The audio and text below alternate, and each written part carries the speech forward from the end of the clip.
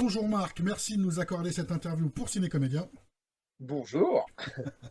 Donc Marc, tu as été la voix française de Gérard Butler dans Lara Croft, Tomb Raider, le berceau de la vie, et que justice soit faite.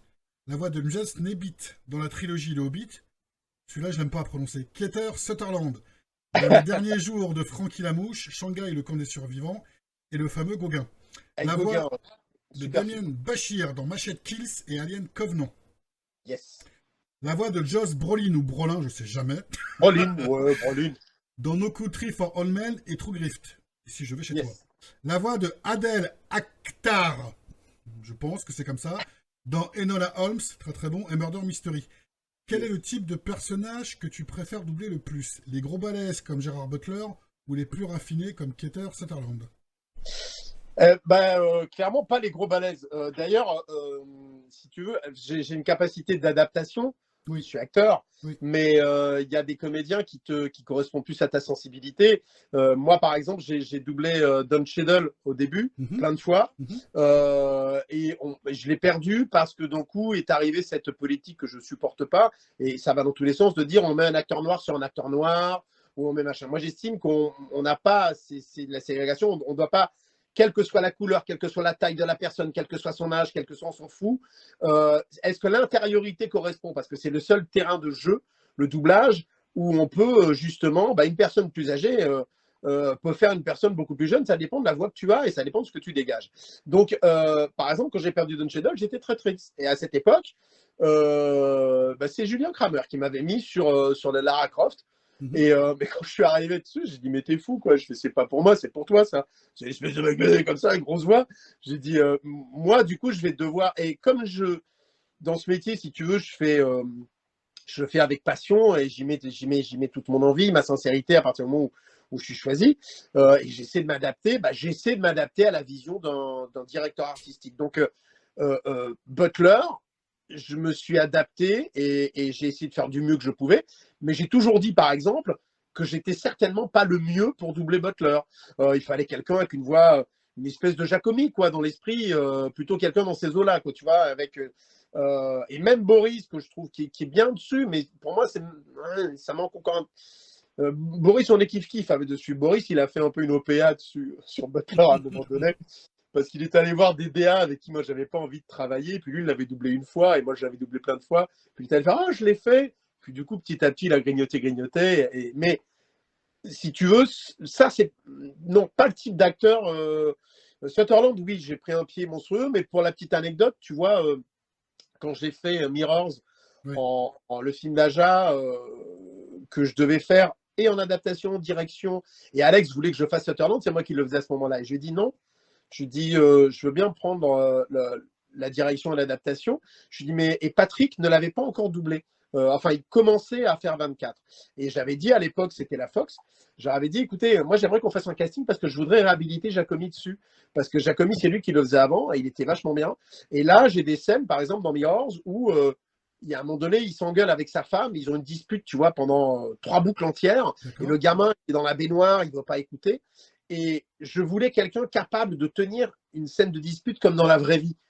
Et je savais que Patrick était un peu souffle court, donc je savais qu'il allait falloir que je coupe et que je monte, etc. Et tout. Et Jacomi, je savais que j'aurais pas de problème. Et à l'époque, non, ils ont préféré prendre Patrick parce que Patrick, et à l'époque, j'ai eu des soucis que je savais que j'aurais. On a été obligé de couper, etc. Et tout ça. Bon, le résultat est bien. Et tout. Et Sutherland, c'est un acteur, moi, si tu veux, je me suis adapté. Alors, dans Gauguin, vraiment, je me suis régalé. C'est un très beau film. Oui, il est top. Il est top. Et ouais, je suis très content d'avoir doublé dans ce film-là. Ça correspond à tout ce que j'aime. Et j'y suis allé à fond. C'est un acteur. Voilà, je préfère des acteurs comme Sutherland parce que si tu veux, il y a des écorchements, il y a du sous-texte, il y a plein de choses à jouer. Moi, Butler, j'essaie de lui amener, c'est méchant, j'essaie de lui amener de l'intelligence. Enfin, j'essaie de lui amener un truc un peu plus subtil. Sinon, c'est que droit, quoi. Donc, j'essaie d'amener des petites subtilités pour le faire passer un peu plus. Ah bah Voilà. Butler, il est pas trop dans la finesse de jeu, Non, hein, c'est clair. non, mais tu sais, ce qui est rigolo, c'est que quand j'ai tourné dans. C'était drôle, ça. Quand j'ai tourné dans Borgia, Oui. on était à Prague et il y a une actrice qui était là, qui s'appelle Madalina Dianaginea, Et on parle de plein de choses. Et puis notamment avec Mark Ryder aussi, qui était de Cesare Borgia et tout. Et puis ils me disent, oh, toi, alors il m'aimait bien, on s'aimait bien et tout. Puis on se dit, bah, qu'est-ce qu'on fait d'autre de ça? Et puis je dis, bah, moi je fais aussi des voix d'acteurs et tout. Alors, oh, qui? Alors je leur dis, bah, James Nesbitt et tout. Alors Marc, il me fait, ah, mais non, mais j'ai travaillé avec et tout, je le connais. Ah, il est adorable ce mec et tout. Et je dis, ah, puis Butler et tout. Et Madalina, elle me regarde, elle fait, no way. Et j'ai fait quoi? Elle fait, non, elle fait, OK, elle prend son téléphone, elle appelle, ça a été la petite copine de Butler pendant des années. D'accord. Et elle appelle, Gary, hey, it's Madalena, et I'm here with your French voice et tout. J'avais rien à lui dire, quoi, tu vois. Et, et puis, elle me passe le téléphone, et puis en plus, c'est une plus grosse voix que moi j'étais mal, tu vois. Parce que, déjà, en plus, tu vois, la voix que j'ai, donc, quand je double quelqu'un, je m'adapte à l'image, et ma voix change, évolue en fonction de ce que je vois à l'image. Donc le mec, il a dû penser à dire, ah putain, c'est peut-être pas la bonne voix pour me doubler, quoi, parce qu'il y avait une grosse voix, le mec qui a pris trop de bourbon, tu vois. Mais c'était assez drôle, l'anecdote était assez drôle, quoi. Et les hasards de la vie, tu vois. Ah, j'étais sa copine. Ah bon? Mais non, mais je préfère les acteurs en subtilité, voilà. Je préfère les. Par exemple, James Nesbitt, j'adore doubler cet acteur-là. Là, il est dans une série formidable sur Netflix qui s'appelle Ne t'éloigne pas. Oui. Une série policière. J'ai adoré le doubler dans Jekyll. Lui, c'est un acteur. C'était un peu comme Don Cheadle. Ça fait partie des acteurs où tu vois pas les choses. Ils en font pas qu'un stun. Et c'est très subtil. Les émotions sont là. Ils sont chargés, quoi. Et du coup, ça passe par le sous-texte. Ça passe juste par des regards des fois. C'est extrêmement. J'adore ça. Voilà. Mais tu vois, James Nesbitt, pareil, c'est pas une évidence. Les gens quand les gens savent que c'est moi, les gens pensent pas obligatoirement à moi. Alors quand ils m'entendent dessus, après ils disent putain, la voix match vachement bien. Et j'ai des gens qui m'ont entendu déjà, qui disaient au DA, c'est qui double ce mec-là? Il est vachement bien. C'est Marc Saez. Hein? C'est Marc qui disait ce mec-là? Ah putain. Et du coup, je t'ai entendu sur le truc, c'est hallucinant. Mais voilà, ça c'est des acteurs que j'ai beaucoup de plaisir vraiment, vraiment à doubler, quoi. Parlons un peu du doublage des séries télé. Tu as été la voix de Saïd Jarrah dans Lost, Les Disparus, sur 98 épisodes. La voix du sergent William Buck Spivey dans SWAT. La voix du docteur Gabriel Valak dans Teen Wolf. La voix de Declan, ouais, dans Breaking Bad. La voix d'Henry Standing Beer dans Longmire. La voix du colonel David Telford dans Stargate Universe. Les années 2000 ont été marquées par Lost, Les Disparus. Sayed Hassan Jarrah était l'un des survivants de la section du milieu du vol 815, bien qu'il fût au départ traité comme un étranger par Shannon et Sawyer. Il est l'un des membres du groupe les plus actifs et les moins égoïstes. Ce personnage a marqué profondément Lost, c'était aussi la première fois qu'un comédien arabe avait un rôle assez important. Comment as-tu vécu tous ces épisodes? Comédien irakien en fait, il était irakien. Ce qui est un truc de fou, c'est que je sortais d'une série où je faisais l'acolyte du comédien qui joue Jack. C'était Haunted, je crois, ou un truc comme ça. Et je connaissais parfaitement la respiration de Jack, parce que même si je jouais son acolyte, du coup, l'acteur anglais. Et quand je suis appelé par Hervé Bellon pour passer des essais, j'arrive et je vois ce personnage. Et je me dis, ah, merde et tout. Moi, je voulais être sur Jack, quoi, tu vois. Et non, il m'a mis sur Saïd. Et comme en fait, et je t'avoue qu'à cette époque, j'en avais un peu marre, parce que comme j'arrive beaucoup à bouger ma voix, souvent, moi, on m'appelle pas pour faire le héros, le rôle principal, mais on m'appelle quand on sait pas qui. Je dis, ah putain, il y a un mec, il a un accent comme ci, comme ça, vas-y, Marc Saez. Et du coup, tu te tapes souvent des rôles ou secondaires ou moins de machin, mais toujours avec cette même truc, et t'as pas un peu de renvoi à l'ascenseur de l'autre côté. Et quand tu es un peu caméléon, on pense à toi pour plein de choses, mais pas un truc simple des fois. Et des fois, tu as envie de faire le mec simple, tu vois, donc non. Et quand j'arrive, et je vois qu'il m'a mis sur Navin Andrews, au départ, je tire un peu la gueule, et puis, je commence à rentrer dans les chaussons, et je me dis, ah, quand même, putain, elle est pas mal. Et alors, le truc qui est paradoxal, c'est que moi, qu'on appelle pour faire des accents divers et variés, là, il fallait pas faire d'accent. Alors, j'étais super vénère. Je dis, mais non, mais le mec, il a travaillé.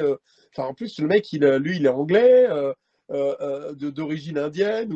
Et le mec, c'est un truc de fou. C'est-à-dire qu'il a travaillé l'accent irakien. Et nous, on va pas faire ça, on va pas retranscrire ça, c'est un peu dommage. Et à l'époque, enfin, en tout cas, TF1 voulait pas d'accent. Donc, il avait fallu que je trouve autre chose pour me l'approprier. Et donc voilà, je me le suis approprié autrement. Mais j'avoue que après, quand tu avances dans la série, Bien sûr. moi, c'était voilà, mon personnage préféré. Vraiment. Avec, comment il s'appelle, celui qui était dans le fauteuil roulant, là, que c'est Locke. Locke, j'adorais ce personnage aussi. Et je trouvais que le parcours des personnages, j'adore les personnages avec des écorchements, il y a des choses à jouer fortes, quoi. Donc Saïd, il avait des choses à jouer fortes, même si c'était assez sérieux au départ, c'était un peu froid, c'est le mec qui sauve des situations, mais quand tu commences à avoir la révélation de certaines choses, notamment la scène, j'adore cette scène où il explose avec quand on découvre les autres, et que lui, il vient d'enterrer une personne qu'il aimait, et que l'autre lui dit moi aussi j'ai perdu quelqu'un, et que lui il fait un pétage de plomb en lui disant non, non, vous me mentez, parce que il lui demande à combien de pieds sous terre, à combien de mètres sous terre il a enterré la personne qu'il aimait, et que l'autre n'est pas capable de lui dire, et lui dit si vous l'aviez vraiment fait, si vous étiez sincère, vous sauriez à combien, etc. Et cette scène, elle est, bah, c'est, donc ça, moi, c'est tout ce que j'aime, tout ce que j'aime. Et du coup, ça a été un personnage. Et ce qui est drôle, c'est que cette série a été marquante pour plein de gens. Oui. Je trouve qu'elle n'a pas vieilli quand on la revoit, contrairement à d'autres séries. Non, non, elle a bien vieilli, ouais. Elle a très bien Ah vieilli. ouais. Et à l'époque, moi, j'ai cherché un nouvel agent. Enfin, plus exactement, ma fille venait de rentrer dans la plus grosse agence elle rentre chez Armédia. Elle fait un film sur un tout petit rôle.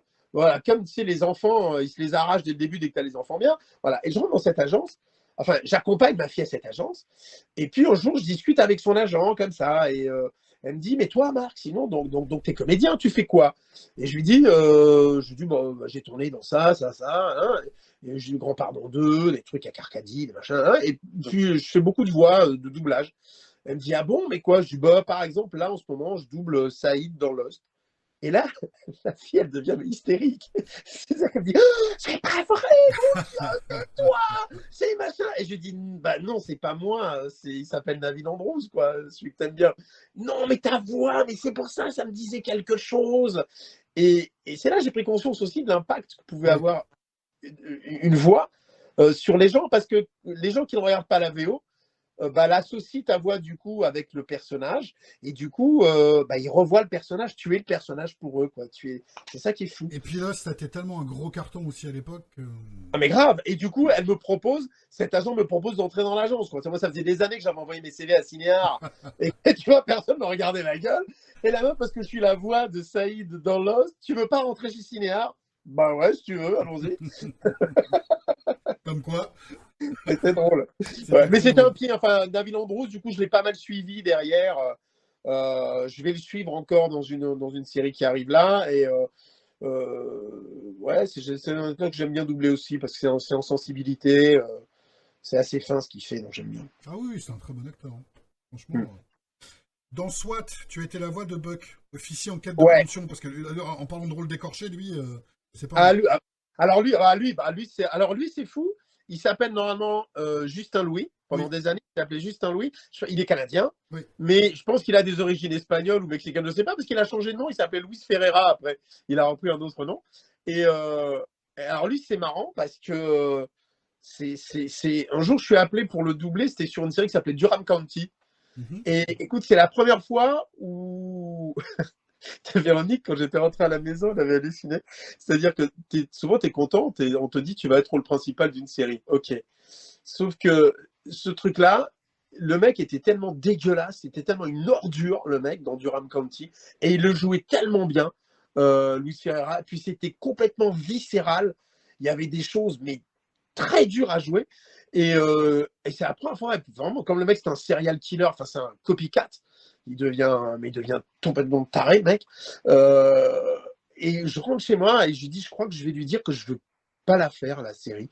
Je vais arrêter de doubler ce mec-là parce que forcément, enfin, moi, je m'investis quand je suis en doublage, je le fais pas, c'est pas du karaoké.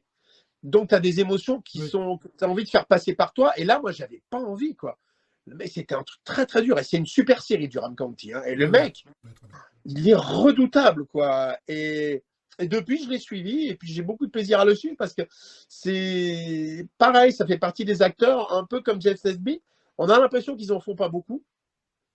Et il y a plein de choses en subtilité. Et psychologiquement, c'est très construit. Donc c'est super agréable à doubler, quoi. C'est vrai que ça m'a surpris dans SWAT parce que je pensais au début, tiens, Le il va y chevalier être, blanc, oui. Le chevalier ouais, blanc. il va y être beaucoup. Boum, ah, bon, d'accord. Ouais, c'est T'as un ça. peu fait une connerie, mec. C'est un peu la subtilité de soi, toi. C'est Ouais, vrai. c'est ça. Il C'est fallait clair. faire stand de tir avant au lieu de tirer sur n'importe qui. Et acheter des lunettes. Et acheter des... Ouais, acheter des lunettes. Ouais. Super. Alors Marc, parlons animation. Tu étais la voix de Dexter dans la série Le Laboratoire de Dexter. On va dire que Dexter avait une voix assez spéciale. Comment as-tu fait pour ne pas y laisser tes cordes vocales au bout du 3e épisode? Je sais pas, en fait, j'ai regardé ce qu'il y avait à l'image, ça m'a inspiré. Et puis le truc, c'est que quand ma soeur elle touchait, t'es ne touche pas les boutons, Lily. Voilà, j'étais comme ça, quoi. C'était naturel, si tu veux. Bah, non, c'était un pied simplement parce que c'était génial. C'était génial. Je trouvais ça très original. Je me suis éclaté à faire un peu un truc de travers parce que dans l'original, si on écoute l'original, il a un petit côté un peu allemand D'accord. dans la voix, un petit accent et tout. Moi, je suis pas parti sur ça. Je suis parti vraiment sur ce que je ressentais de l'énergie du personnage et de ce que le physique du personnage m'inspirait. Donc, j'ai fait cette proposition-là qui est passée et puis ça a été un pied. Puis après, les cordes vocales, ça, j'ai la chance d'avoir. Mais après, ça se travaille. Hein, et puis, tu parles le fait d'avoir des cordes vocales souples et tout, de pouvoir, tu vois, bouger et tout, c'est une chose, mais ta respiration, te placer. Si je faisais tout de la gorge, par exemple, je suis sur un truc comme ça, je suis mort. Typiquement, c'est la colonne d'air, donc ça part des abdos. Mhm. Et voilà. Donc, et tu modifies quelque chose en haut, et ensuite tu fais sortir les trucs au niveau de l'énergie. Mais c'est vrai que c'était quand on en enchaînait, il y a des fois où on en a enchaîné beaucoup, j'avais intérêt à boire un peu pour mouiller les cordes vocales, tu vois, bah, ça gueulait dans tous les sens. Mais ça a été super. Qu'est-ce qu'on s'est éclaté sur ça. Et puis j'adore les dessins animés, enfin, que ce soit Dexter, les autres. Ah oui, parce que t'as aussi fait la voix du Marsupilami, de Norman et Vito, de Hercule dans la série Garfield, de Léonard dans Léonard et un génie. Très bonne série ça. Nerdy dans Jamie et les tentacules et Steve la pizza dans Oncle Grandpa, de Brainiac 5 dans la Ligue des Justiciers, de Bugs Bunny Bébé dans Baby Looney Tunes. Eh oui. Et alors par contre, où là c'est encore dans Spider-Man, tu fais Flash Thompson, le super bouffon et le Punisher. Alors là, comment tu fais pour incarner autant de voix différentes dans une même série? Ça doit être assez complexe de passer de l'un à Alors, l'autre comme ça. alors ça, j'ai une anecdote, c'est sur le Marsupilami. D'accord. C'est-à-dire que le Marsupilami, je suis appelé pour doubler normalement dans le Marsu. Au début, les premiers épisodes qu'ils ont fait, il y avait les deux méchants, il y avait Stroy et Blueprint, Oui. et le Marsu. Et moi, j'étais pas venu pour faire les essais pour le Marsu. Elle m'avait mis au départ pour faire Blueprint, qui était une espèce de petit nerveux comme ça, qui parlait comme ça un petit peu, tu vois, qui avait un petit béret sur la tête. Et Un tout, peu qui était speed, ouais. Un peu speed, ouais. c'est un truc que Roger Carrel aurait fait super bien. Oui, c'est vrai. C'est vrai. C'était pile bol pour lui, ça. Et donc, je passe les essais sur ça. Et en décollant, je dis, c'est qui va faire le gros? Et elle me dit, ah, tu bouges comme ça? Je dis, ah ouais, je bouge, ouais. Elle me dit, ah bah attends, mais je te mets un essai sur le. Donc, elle me met sur Stroy. Espèce de gros qui fait des conneries sur le truc avec une grosse voix, un peu à la Stallone dans l'esprit, mais bon. Oui, c'est ça. Tu vois? Donc, je lui fais le propos sur ça. Et elle me dit, mais c'est hallucinant. Elle me dit, tu veux pas me faire un essai sur un Marsu? Ouais. Alors, je fais le truc, machin, etc. Et il y avait même le petit oiseau. C'est ça. Et je passe les essais sur les trois. Et elle m'appelle un jour pour me dire ben voilà, t'as été pris. Je dis ah cool. Elle me dit sur lequel? Elle me dit ben non, sur tous. Et je me suis retrouvé à faire quasiment le dessin animé tout seul, tu vois. Je me répondais. Alors, ce qui était génial pour les cassures, parce que je savais exactement ce que j'allais envoyer en réponse. Oui, c'est vrai. Ouais. Et ça a été un pied monstrueux. Et ça, c'était génial. Et en fait, je m'adapte si tu veux. Mais c'est comme les acteurs physiques à l'image. J'essaie de capter la psychologie du personnage. Et à partir du moment où tu as capté comment il est intérieurement, tu peux trouver, tu vois, par exemple, le Nerdy dans Jamie a des tentacules. Oui. Ils étaient fans du laboratoire de Dexter, clairement, quand ils voient le dessin animé. Ils ont tu sens l'inspiration, oui, tu sens l'inspiration. Ouais. Mais du coup, s'ils s'attendaient au départ à ce que je fasse un clone de Dexter, non, c'est pas le même truc. David, il est plus un peu comme ça, il est un peu, puis il traîne parce qu'il tu vois, ce qui est différent de Scooter, des Muppets. Parce que je fais aussi Scooter dans les Muppets. Scooter, bah là, il fallait faire un truc un peu plus speed. Hey, dis donc, Kermit, s'il te plaît, est-ce qu'il y a un truc? Et en plus, c'était essayer de prolonger ce qu'avait fait Francis à l'époque. Tu vois mais c'est pas pareil. Léonard est un génie. Oui, donc disciple, il parle comme ça, il est un peu. Mais c'est, par exemple, si je prends Stroy et Blueprint de truc, il est speed, il est comme ça, il parle comme ça. L'autre étant plus vieux, je modifie légèrement. Et Léonard devient un personnage un peu plus vieux qui parle peut-être avec la même rapidité, mais il y a quand même de l'expérience derrière. Donc, je m'adapte. Et à partir du moment où j'ai trouvé l'intériorité de mon personnage, c'est comme pour le chant. Il y a les gens qui font du karaoké parce qu'ils ne voient que l'extériorité. Et il y a les interprètes. Ceux qui se disent, dans cette chanson, il y a du sens. Donc, il va falloir que je fasse passer ça à tel moment, ça à tel moment. Et du coup, c'est un travail qui est fait à l'inverse. Je commence par l'intériorité et ensuite, je m'éclate, quoi. D'où ce qu'on dit depuis quelque temps, il faut vraiment avoir été nourri, être comédien pour pouvoir faire du doublage. Ah, mais tu peux pas faire comme ça. Moi, j'en veux terriblement aux émissions de télé et aux... C'est-à-dire que les gens aient envie de s'amuser. C'est une chose. Je peux comprendre que tu as envie de placer ta voix dessus, etc. Mais après, il faut... C'est la polémique qu'il y avait eu à l'époque sur le... Quand des gens... Enfin, même quand on star talent un petit peu et qu'on prend des gens qui se rendent pas compte. Ça les flatte qu'on les fasse venir sur des films. Et du coup, Oui, ils Griezmann dans Batman, par exemple. voilà, mais souvent ils sont mauvais en plus. Ils ne se rendent pas compte qu'ils sont mauvais. Ça les flatte parce qu'ils sont venus sur quelque chose qui va faire plaisir à leurs enfants, etc. Sauf que le seul qui a eu vraiment le cran de dire qu'il avait été à chier dessus des trucs, à l'époque c'était Nagui. Il avait fait, je crois, Super Noël. Et c'est un mec qui est tellement... Nagui, il aime tellement les acteurs, les comédiens, les comédiennes. Il sait très bien qu'il avait merdé le doublage et il avait été ultra payé pour faire de la merde. Et il le dit. Il a dit, j'ai été payé pour massacrer un film, quoi. Mais il y en a d'autres qui ne se rendent pas compte. Tu vois, des youtubeurs, entre autres, etc. Oui. Sur certains oiseaux, on citera pas les noms. Voilà. Non, mais qui, du coup, si tu veux, pour l'anecdote, les youtubeurs, peut-être qu'on en reparlera après, mais je ne sais pas, ou si tu veux en parler maintenant, par rapport à... Tu vois, moi, sur Ratchet et Clank, par exemple, voilà, Ratchet et Clank, il y a une polémique à la con derrière et tout, mais la polémique, elle est née d'un truc, moi, qui s'est fait sur mon mur privé. Un jour, un fan que j'avais gardé, qui est Morgan Berra, qui était dans mon réseau, me dit, t'as vu, il y a Ratchet et Clank qui se fait en long métrage. Je dis, écoute, très bien, moi ça fait des années que je le fais plus, parce que je m'étais accroché avec le patron de la boîte à l'époque, qui se comportait pas très bien avec les comédiens et les DA. Donc du coup, le mec m'avait blacklisté. Et du coup, il m'avait, au lieu d'avoir l'élégance de me laisser terminer les choses que je faisais chez lui, il a tout de suite réorganisé un casting derrière. Je sais pas ce qu'il avait dû raconter sur moi à l'époque. Bref, j'avais l'impression d'être le gros méchant de l'histoire. Et quand il y a eu le long métrage, moi, cette histoire, elle était derrière moi, tu vois. Et donc, quand il vient me dire, il y a un long métrage, moi, j'étais vraiment dans autre chose. Je dis, écoute, très bien. Et il me dit, ah, ils sont allés prendre Squeezie, machin. Et ça m'énerve, que ce soit Squeezie là, que ce soit des faux Griezmann, que ce soit d'autres. Ce systématisme la m'énerve parce que tu as plein de comédiens talentueux qui ne bossent pas, ou à qui on retire leurs personnages sur lesquels ils étaient formidables. Tu vois, moi, si ça n'avait pas été moi, mais que ça avait été Cyril dessus, ça ne me dérangeait pas. Je veux dire, c'est un choix qu'ils ont fait derrière. Cyril a peut-être pas eu l'élégance, il aurait pu avoir l'élégance de dire je viens pas au casting quand on fait le truc parce que Marc n'a pas été écarté du projet pour des raisons qui sont des raisons artistiques et autres, c'est pour d'autres raisons. Et souvent, ça arrive, hein, les gens sont solidaires. D'autres l'ont pas été, là. Bon, bref. Mais si tu veux, quand il y a eu ce truc-là, moi, sur mon mur, j'ai répondu comme je répondrais à un pote et tout, sachant qu'il était privé, que voilà, Star Talenté n'importe comment. Ils avaient pris Nico Sayagas, qui était bien content du truc qu'il faisait, c'est à chier ce qu'il faisait. C'est un excellent présentateur. C'est pas facile d'être présentateur, mais jouer la comédie et surtout faire du doublage, c'est une technique particulière. Et j'avais mis un truc comme ça. Et en fait, Morgan avait repris ce truc-là.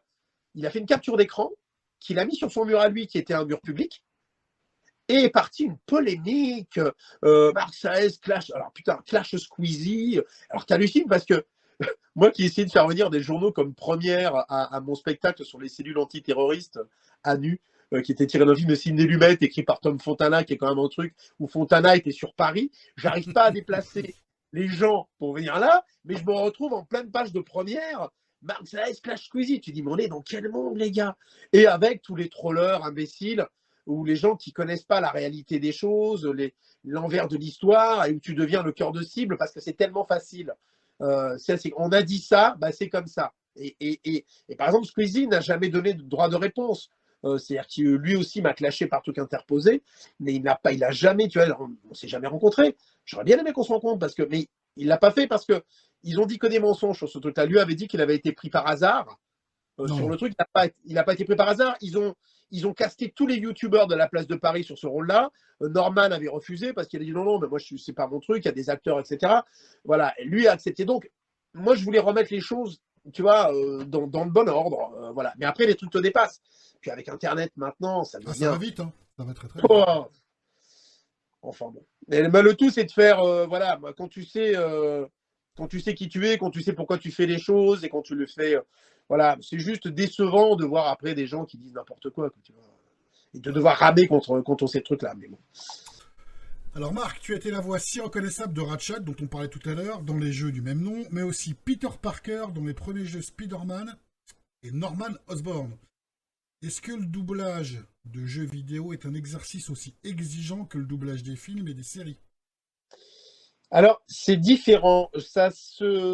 Par exemple, pour des acteurs tu as des acteurs de théâtre, par exemple, des acteurs de théâtre, des gens qui sont plus habitués, qui sont des très bons acteurs, qui ont l'habitude de la scène, qui arrivent à gérer le track sur une scène, etc. Et tout. Quand ils arrivent en doublage, il y en a qui perdent totalement pied parce que c'est un exercice particulier. Tu dois rentrer dans la respiration de quelqu'un d'autre avec en plus une contrainte technique, c'est-à-dire que tu as cette rythmo qui est en dessous, comme ça, qui défile, que tu dois placer exactement à tel endroit et tout ça. Dans le jeu, c'est différent. Le jeu, par exemple, sur Ratchet et Clank, moi, c'est ce qui a fait que je me suis un peu clashé aussi avec la boîte de l'époque, c'était les conditions de travail, la façon dont ils traitaient les... En fait, il y a des gens qui margeaient derrière notre dos sur les comédiens, enfin, c'était une catastrophe. Donc, ils nous vendaient certainement plus cher, et puis derrière, à nous, ils nous proposaient des salaires misérables. Alors que, et en plus, il engageait des gens pour faire la trad des jeux, parce que les jeux, c'est pas comme l'adaptation d'une série ou d'un film ou tout ça. En doublage, tu as quand même la bouche, tu dois respecter certaines contraintes. Dans les jeux, il y a des contraintes, c'est de ne pas dépasser une forme d'onde, parce qu'en fait, ça se joue plutôt en volume de ce qui va être mis sur le disque qu'on va te vendre ou sur le jeu, tu vois. Donc, il faut que ce soit à peu près le même volume de choses. Ce qui fait que tu as des contraintes. Des fois, alors, quand tu dois être totalement synchrone, il faut être totalement synchrone au maximum, mais il n'y a pas de bande rythmo. Tu le fais, tu essaies de le faire à l'image comme ça, à la forme d'onde, ou alors c'est plus ou moins 10% où tu dois dépasser la forme d'onde. Il ne faut pas dépasser plus. Bon, ça, c'est les contraintes mais tu as une liberté de jeu, tu es devant un micro, la majeure partie du temps, tu n'as pas l'image, tu as ton texte, et c'est à toi avec ton imagination. Moi, quand il y a eu Ratchet, je me suis battu pour qu'on ait les vidéos, parce que Ratchet, les vidéos, moi, je voyais des choses qui m'amusaient et que je voulais rajouter à des endroits, des petits trucs d'humour, et les gens qui avaient traduit avaient fait de la traduction littérale. C'était pas drôle. Et systématiquement, moi, quand j'étais sur Ratchet, je changeais les textes, je ramenais des trucs à moi, je réécrivais les trucs parce que c'était pas possible d'avoir un personnage aussi sympa et un univers aussi sympa et des textes aussi mauvais, quoi. Donc ça a duré un temps au début. J'ai demandé les vidéos, on avait les vidéos sur le premier. D'accord. On a les vidéos sur le deuxième. Et sur le troisième, on commençait à plus avoir les vidéos. C'était non, démerdez-vous, machin. Et puis les textes, ils étaient toujours aussi mauvais. Donc moi, par acquis de conscience, je changeais toujours les trucs pour faire que ce soit mieux. Et puis du coup, là, c'est la place à ton imaginaire. C'est-à-dire, est-ce que tu fais service minimum et tu fais ce qui est écrit sur le texte? Ou est-ce que tu vas plus loin? Si tu trouves la situation. Le jeu te demande de... tu vois, par exemple, un jeu de guerre. Le mec, il est en train de faire... il est attaqué par les autres. Si tu fais attention, on est en train de m'attaquer sur l'aile delta, machin, tu mets rien dedans. Si tu fais attention, on est en train de m'attaquer l'aile delta, je suis en feu, oui, c'est pas la tu même vois la chose. différence. Tu vois ce que je mets dedans. Eh ben, sur les jeux vidéo, c'est le type d'acteur où il faut mettre la patate qu'il faut dessus. Il faut s'investir et tout. C'est pas très bien payé, il faut le savoir. Moi, je me suis battu pendant des années, par exemple, pour que les Call of Duty, et j'en ai dirigé pas mal, Véronique Picciotto aussi. À un moment donné, on a arrêté parce que ces mecs-là qui gagnent un fric maximum quand ils le mettent en vente et tous les fans achètent ces trucs-là, ils attendent et tout, ça coûte un bras, c'est dans les 80 balles ou je sais plus combien. Toi, tu es payé une misère pour faire ça et tu te déchires la voix pendant des heures, des fois. Donc, c'est un facteur à prendre qui est important. Voilà. C'est vrai, quand tu viens du théâtre, tu n'as pas envie d'aller te déchirer la voix sur un truc ou en plus on te file des peanuts. Donc, c'est différent. Donc, et là où c'est plus dur, c'est que ça te demande de faire place à ton imagination. Oui.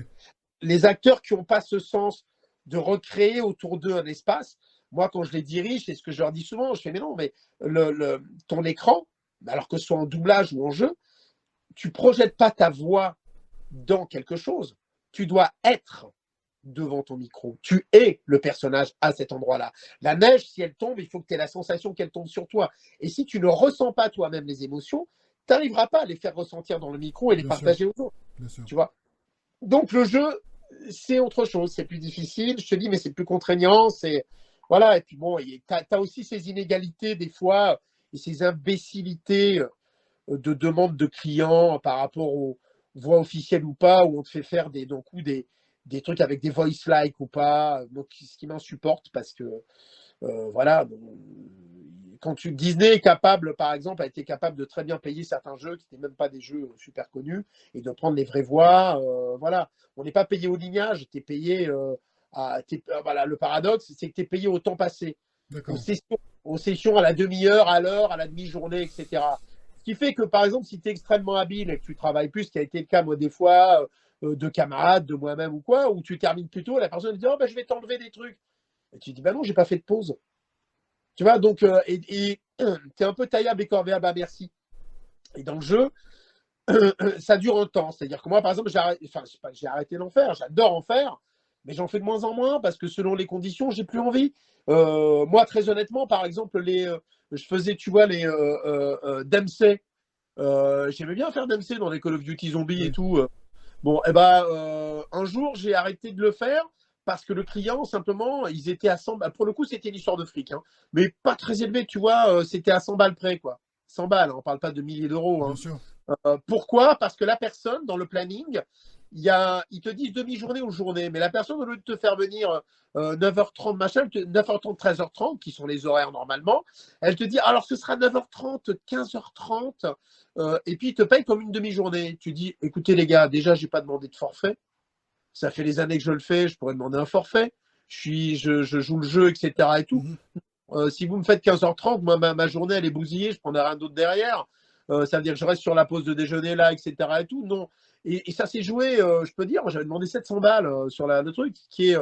Faut savoir que quand tu fais une publicité, par exemple une pub, les pubs, c'est entre 500, alors ça dépend, hein, une maquette, des maquettes, c'est entre 400, 500, une maquette. Et l'enregistrement, c'est beaucoup plus cher. Donc, Patrick Poivet, quand il allait faire des pubs et qu'il faisait une pub et qu'il en avait pour genre 15 secondes, il prenait des 1000, 1500 balles, tu vois. Et les gens n'allaient pas parler de son salaire. Ils n'allaient pas dire, ouais, il a pris. Et quand je dis ça, ça pouvait être plus, ça pouvait être machin. Donc, j'estime que quand tu demandes une journée d'enregistrement, normalement, dans les salaires actuels pour les jeux, que les gens arrêtent de se faire des fantasmes, c'est payé 650 euros. D'accord. La journée complète. La journée complète. Mais 650 euros, on ne regarde pas la pénibilité quand c'est des trucs, quand c'est des Call of Duty et autres, et que tu gueules. Tu t'arraches la voix. Tu t'arraches la voix. Il y a je ne sais pas combien de fichiers. Donc, et ces tarifs-là, alors après, ils sont capables de lâcher des sommes colossales quand ils veulent faire venir des vedettes. Ils sont capables de les payer 5000 euros pour faire des trucs. Moi, j'ai vu le cas d'un jeu, ce qui était absurde. C'était pas Monstre et compagnie, Monstre versus Alien. D'accord. Où en fait, ils voulaient les voix officielles. Tu vas voir l'absurdité du truc. Ils voulaient les voix officielles. Moi, j'étais en train de. Il y avait le film qui se faisait. C'était Kramer qui le faisait, la version française. Moi, je faisais le jeu. Sur le jeu, j'avais mis Gilbert Lévy, par exemple, sur le méchant. Et puis, j'avais fait un autre casting que lui, puisque moi, je ne savais pas que le film se faisait en parallèle. Mais ils avaient demandé un tarif voix officielle. Le tas, il voix officielle, ils avaient fait une première bande-annonce avec des voix officielles, enfin, qui devaient être les voix officielles du film. Il y avait, je crois, Tissier, il y avait, bon. Et les tarifs, là, ils étaient capables, les mecs, de lâcher 5000 balles. Je crois qu'il y a un comédien qui a demandé 7000 balles, enfin, un truc de fou. Il s'est dit, j'en ai rien à foutre, je veux pas le faire, je demande ça. Et moi, je leur dis, mais attention, c'est peut-être pas les voix officielles du film au final. Ils ont été pris pour la bande-annonce, et des fois, ça arrive qu'on te demande de faire la bande-annonce. Oui, et c'est pas la voix qui a retenu. Ouais. Ouais. Eh ben, le paradoxe, c'est ce qui s'est passé, figure-toi. C'est-à-dire qu'il y a des gens qui ont été payés des sommes colossales, et qui ne sont pas retrouvés voix officielle du film derrière. D'accord. Ça a été d'autres personnes. Et moi qui me retrouvais, par exemple, avec Gilbert Lévy, à l'époque, qui lui était. Ah, parce que Julien Mappel me dit, t'as mis qui, toi, sur le méchant? Parce que là, ils m'emmerdent, ils n'arrêtent pas de me redemander des essais, je sais pas qui mettre. Et je lui dis, bah, moi, j'ai mis Gilbert Lévy. Ah ouais, c'est une bonne idée et tout. Ah ouais, tiens, je vais l'appeler, tiens. Ils appellent Gilbert, et c'est Gilbert qui est pris sur le film. D'accord. Sauf qu'au moment où j'enregistre le jeu, Gilbert, il vient faire son truc, il est payé 150 balles, ou 200 balles, je sais plus, enfin un truc, voilà. Et alors qu'il aurait pu avoir... Et là, tu dis à la boîte, tu dis, alors votre connerie, on en est où là? C'est-à-dire, vous avez été capable de payer 5 000, 7 000, des sommes colossales, putain, pour faire un truc, c'est honteux. Et tu vois, et voilà la débilité, si tu veux, du système. C'est pour ça que moi, il y a des fois, je m'en détache un peu parce que c'est n'importe quoi.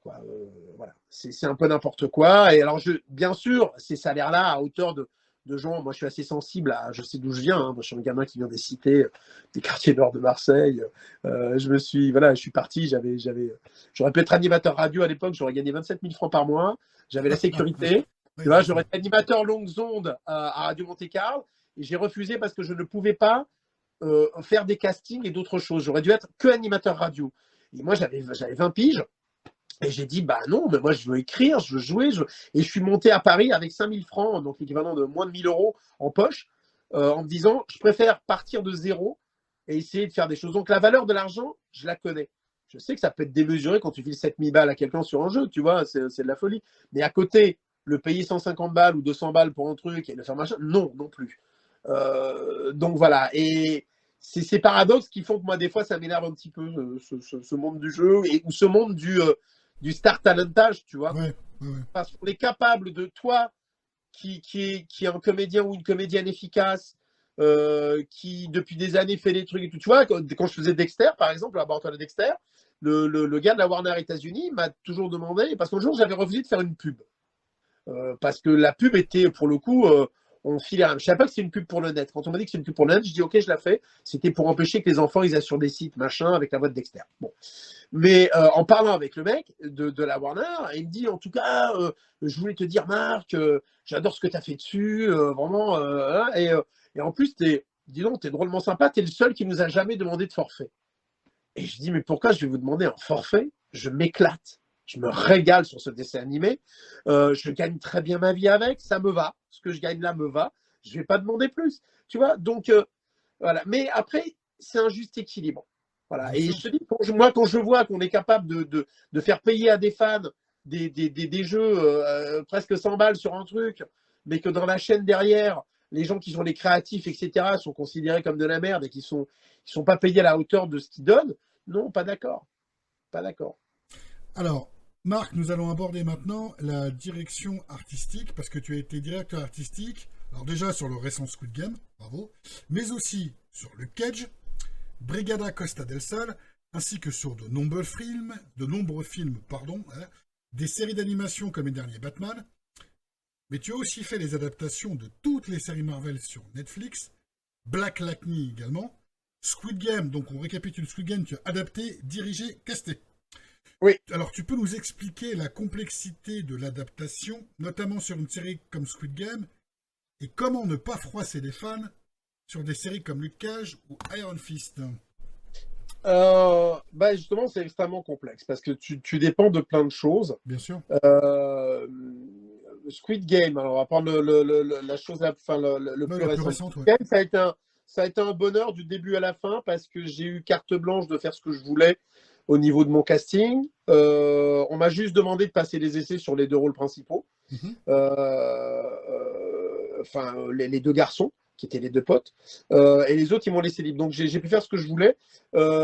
Écrire, je ne devais pas adapter l'intégralité. C'est parce qu'un auteur nous a lâchés. Je devais faire les épisodes pairs et lui devait faire les impairs. Puis ça ne s'est pas fait comme ça. Du coup, lui, il en a écrit qu'un, c'est l'épisode 2. Et moi, finalement, c'est moi qui ai récupéré tout. Et plutôt, c'était pas mal.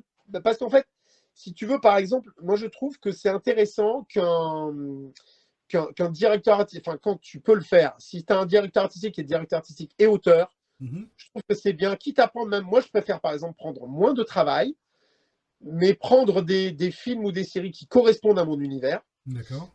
Et prendre en prendre moins et prendre par exemple en écriture et direction. Pourquoi? Parce que du coup, tu connais le film ou la série par cœur. Oui. Tu es capable de le recorriger s'il faut quand tu es lors de l'enregistrement sur le plateau. Tu es capable tout de suite, toi, tu vois, de rattraper des petites choses. Donc, je trouve ça très pratique. Donc, je trouve ça bien. Je ne le vois pas comme un cumul de postes. Je le vois comme une prolongation intelligente. Voilà, donc je trouve ça assez bien. Et sur Squid Game, ça a été le bonheur parce que, et c'était rigolo parce que je le disais à tous les comédiens qui arrivaient que j'avais mis dessus, je leur disais, les gars, je vous préviens, vous êtes sur la Casa des Papel coréen. Alors, il y en a qui croyaient, d'autres qui ne croyaient pas. Et plus on avançait dans la série, bah, notamment Constantin, il me disait, ah ouais, putain, mais c'est vachement bien. Je dis, bah oui, je te l'avais dit. Et je savais que ça allait marcher. Je savais que ça allait marcher très bien. 68 millions de vues. Ouais, et je ne pensais pas que ça ferait le carton irréel. C'est le numéro 1. Voilà. Mais à la fois, c'est mérité. Je suis content pour son créateur parce que le mec, il en a quand même chié pour arriver à finaliser son truc. Et je trouve ça, c'est bien. C'est une belle reconnaissance pour lui d'avoir galéré. Il devait faire son long métrage. Il n'est pas arrivé à le faire. Il transforme le truc en série. C'est compliqué. Et puis finalement, son truc cartonne. Donc le mec, du coup, il est écouté. Et du coup, c'est l'artiste qu'on écoute. Et puis on lui dit, oh, mais maintenant, tout le monde est comme ça. Je trouve ça formidable. C'est magnifique, c'est une belle revanche. 13 ans, il a traîné pendant 13 ans. Voilà, mais c'est magnifique. Moi, je suis ravi pour lui. Donc voilà, sur ça, ça a été très sympa. Après, sur les autres, tu sais, adapter. La difficulté de l'adaptation, c'est que déjà, par exemple, sur du coréen, du coréen, on va prendre cet exemple-là. Le coréen, il n'y a pas de, déjà, il y a le matos qu'on te donne. Oui, c'est ça. En fonction du travail qui a été bien fait ou pas chez eux, est-ce qu'ils t'ont filé le script vraiment final du tournage avec toutes tes subtilités de dialogue, etc. et tout. Ça, c'est un truc. Est-ce que tu auras les bons scripts? Déjà, les scripts, quand on te les envoie, souvent, c'est pour faire la détection. Par étapes, ça se passe comme ça. On envoie au détecteur. Le détecteur, il te pose sur la bande rythmo le texte aux endroits qu'il faut. Et toi, ensuite, il l'envoie à l'adaptateur et l'adaptateur, en dessous, il met sa version française. Donc, tu es tenu d'avoir des ouvertures, des fermetures de bouche. Tu es tenu d'avoir, par exemple, sur le coréen, il y a très peu de consonnes. Oui, parce que le labial sur du coréen, oui, ça doit pas être... C'est une catastrophe. Et t'as c'est ça. Le truc, ça dure. Tu dis, mais qu'est-ce que je fais avec ça? Donc, quand tu l'as, j'ai adapté après cette série, j'en ai fait une que je ne peux pas dire laquelle, mais qui sera bientôt sur Netflix, qui est une grosse série coréenne qu'a dirigée Véronique Pichotto, et qui est un truc sur de la... Un truc enfin, je ne peux pas dire. Mais assez complexe. Voilà. Mais voilà. Mais bon, on va dire qui évolue dans le milieu juridique, on va dire, de la justice. Déjà, la complexité, elle est que leur justice en Corée n'est pas la même qu'en Angleterre, qu'aux États-Unis, c'est pas la même qu'en France, c'est pas la même. Casse-toi la tête sur ça. Va trouver les bons termes qui correspondent à leur fonctionnement. Voilà. Le sens des phrases. Les gens reprochent souvent, ouais, mais il n'a pas dit ça dans l'original, il dit plus de trucs. Ouais, mais tu es limité dans une adaptation quand c'est par exemple une langue qui est aussi rapide que la tienne, comme l'espagnol par exemple, c'est très bavard. Donc, c'est plus facile à adapter l'espagnol parce qu'on peut mettre plus de mots, nous, en français, dessus. On peut En anglais, il y en a un peu moins. Nous, en français, on a plus. Donc, on est obligé de synthétiser, de réduire. D'accord.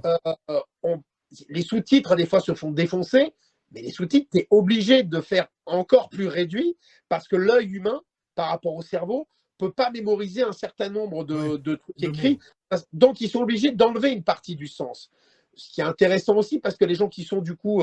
mettons bilingue en anglais, bah, quand tu vois le sous-titre et que tu comprends ce qui a été dit, tu vois ce qui a été enlevé tout de suite. Donc ça te fait faire un petit travail intellectuel qui est plutôt pas mal. Mais tu ne peux pas retranscrire exactement. Quand tu ne peux pas, on n'est pas dans la traduction mot à mot. Parce qu'il y a des ouvertures, des fermetures de bouche. Parce que des fois, la fameuse. Alors, Squid Game, ça allait. Mais l'autre série coréenne que j'ai adaptée, là, qui était sur la justice, le rôle principal, la meuf, elle prend des temps de ministre quand elle joue, elle te fait des balais. Les balais, c'est donc tu prends un temps avant de dire l'autre bout de ta phrase. D'accord.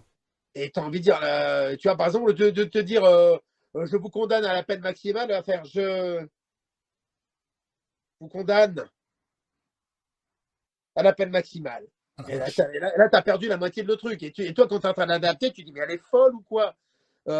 Tu vois, et alors, en plus, coréen, comme c'est des machin, tu peux pas mettre je vous sur par exemple. Tu vois? Donc, démerde-toi. Donc, il faut trouver, en fonction du caractère du personnage, des mots qui correspondent à son statut social, des mots qui vont rentrer sur la bouche et qui ne vont pas dépasser, quand on va voir du coup les trucs, et des mots qui restent. Alors quand tu as notamment un truc comme ça, qui est un truc juridique qui dure sur plusieurs boucles ou plusieurs trucs et que tu dois retrouver le sens, parce qu'en plus c'est très précis sur l'ensemble, c'est super compliqué. Après, tu as des choses sur lesquelles tu n'as pas les informations. Par exemple, Squid Game, il y en a qui s'étaient posé la question de, par exemple, tu sais, les petits mots qui sont mis dans le. Et que celui qui fait la dissection, etc., trouve. Quand il y a le jeu de la découpe Ouais. Oui, des gâteaux, des petits gâteaux. Ouais. ouais, sur le papier, c'est l'alvéole. Oui, mais l'alvéole, il faut savoir que ça a été fait par les sous-titreurs et le truc. L'alvéole, c'est ce que moi j'ai vu passer en texte aussi, en anglais. Ils avaient mis l'alvéole. Et comme tu n'as pas la suite de l'histoire tout de suite, on n'avait pas tous les épisodes de la suite, tu sais pas, ça correspond à quoi? Tu fais des recherches un peu internet déjà pour savoir quel est le nom du jeu, tu ne le trouves pas obligatoirement. Maintenant, tu trouves, parce que les gens ont parlé de la série, Ouais, bien sûr. le nom des trucs et tout, tu vois. Mais sur le moment, tu nages totalement, quoi. Donc tu vois, et tu es même obligé de te battre. Moi, par exemple, sur les titres Netflix, il y a des choses qui sont ce qu'on appelle lockées, quoi. C'est-à-dire c'est verrouillé, tu ne peux pas toucher. Par exemple, les titres, normalement, tu ne peux pas les toucher. D'accord. Sauf que quand ils t'ont traduit une connerie, tu es obligé. Moi, par exemple, je me suis fait tirer l'oreille parce que j'ai mis un 2, 3 soleils. Mais la personne dit oui, mais normalement, il ne fallait pas toucher, c'était loqué. Je dis oui, mais c'était loqué, mais je vous évite de faire une bêtise. Parce que chez nous, green light, red light, ça ne veut rien dire. Ah bah oui. Donc, chez nous, c'est 1, 2, 3 soleils. Donc, déjà, votre titre. Alors, la personne avait dit à la prod, mais votre adaptateur, il a quand même tout changé dans le truc. Il a mis 1, 2, 3 soleils. Bah oui, il a corrigé. Il a devancé le truc par rapport à une erreur. Bon, la prochaine fois, il ne faut pas faire ça. Bah si. C'est qu'on n'est pas dans un travail de bureau où des gens posent des trucs comme ça. On est dans l'artistique et on essaie tous, dans une chaîne, ensemble, de faire au mieux. Mais je te dis, après, tu es tenu, tu as des obligations. Bah, Des évidemment. obligations tu as les obligations de la boîte, tu as des choses. Donc voilà, on te dit tel mot, attention, on préfère ne pas le changer, on préfère que ce soit ça. Donc c'est très complexe. Voilà. Et l'adaptation, je trouve que c'est bien quand c'est. Je trouve que c'est bien quand c'est des. Moi, je vois hein, sur les textes, quand c'est souvent des comédiens ou des comédiennes qui adaptent, Mhm. qui sont des auteurs. Forcément, tout de suite, c'est plus en bouche, c'est plus facile à jouer sur un plateau parce que tu écris comme tu le jouerais. Tu vois, et quand tu connais, pareil, quand tu es auteur, moi, quand je suis auteur et directeur artistique, je ne le fais pas pour le cumul des choses. Ça, c'est pas ça, c'est une question que est-ce que je suis le plus apte à amener le mieux sur ce produit-là? Et surtout, est-ce que je connais les gens? Moi, ce qui est intéressant, c'est que je connais les comédiens que je mets. Ah oui, bien sûr. Et je connais leur respiration, je connais leurs qualités, leurs défauts. Je sais qu'une personne qui peut-être va avoir un cheveu sur la langue, ça va devenir un atout. Alors que la personne va dire ah non, on va pas la faire bosser, elle a un cheveu sur la langue et tout. Ouais, mais là, pour ce rôle-là, c'est intéressant. Donc, du coup, quand tu es à l'écriture, à la direction et qu'on te laisse un peu, tu peux faire. Moi, Squid Game, c'en est le parfait exemple. Parce D'accord. que j'ai eu une liberté totale et de faire la VF que je voulais avoir. Sur Cage aussi pas mal. Sur Cage, ça a été le Oui. cas aussi. Voilà, mais Catch, c'est pareil. Cage, enfin moi qui connais la BD, hein, au niveau de l'adaptation, il n'y a pas une seule fausse note, rien. Donc là c'est pareil, il faut connaître l'univers. C'est quelqu'un qui a jamais lu des Marvel ou des Strange ou des Titans de Nova quand il était petit, il va passer à côté de l'histoire. Bah, si tu veux, moi c'est pour ça à l'époque et je veux lui rendre hommage. Moi je travaillais pas beaucoup chez Deluxe. Chez Deluxe, j'avais commencé à travailler à l'époque quand j'avais fait, j'avais amené chez eux Machete Kills. D'accord. Voilà. C'est moi qui leur avais amené le distributeur et après je leur ai amené d'autres films, etc. Donc peut-être qu'ils se sentaient, puis ils m'aimaient bien, Fred Taïeb, voilà, je voulais lui rendre hommage. Fred avait un cœur comme ça et un sens artistique. Il aime bien les artistes. Il aime bien parler cinéma, série, puis il connaissait plein de choses et il aime les gens aussi qui connaissent leur affaire. Donc il savait que moi je connaissais tous les univers Marvel parce que j'étais plongé dedans et même les DC depuis que je suis petit. J'ai des bandes dessinées partout autour de moi, sur les étagères, et voilà, et je connais ça depuis gamin. Donc, mais il avait déjà donné une partie, par exemple, des choses en direction à Nathalie. Donc, en gros, le deal, c'était ce que ne pourra pas faire Nathalie, je te le proposerai, c'est toi qui le feras derrière. Et j'ai été très content parce que j'étais très content qu'elle ne soit pas disponible pour faire Cage à un moment donné. Parce que Cage, du coup, j'ai eu la main dessus. Et puis en plus, j'aimais bien, c'était un peu différent des autres et tout.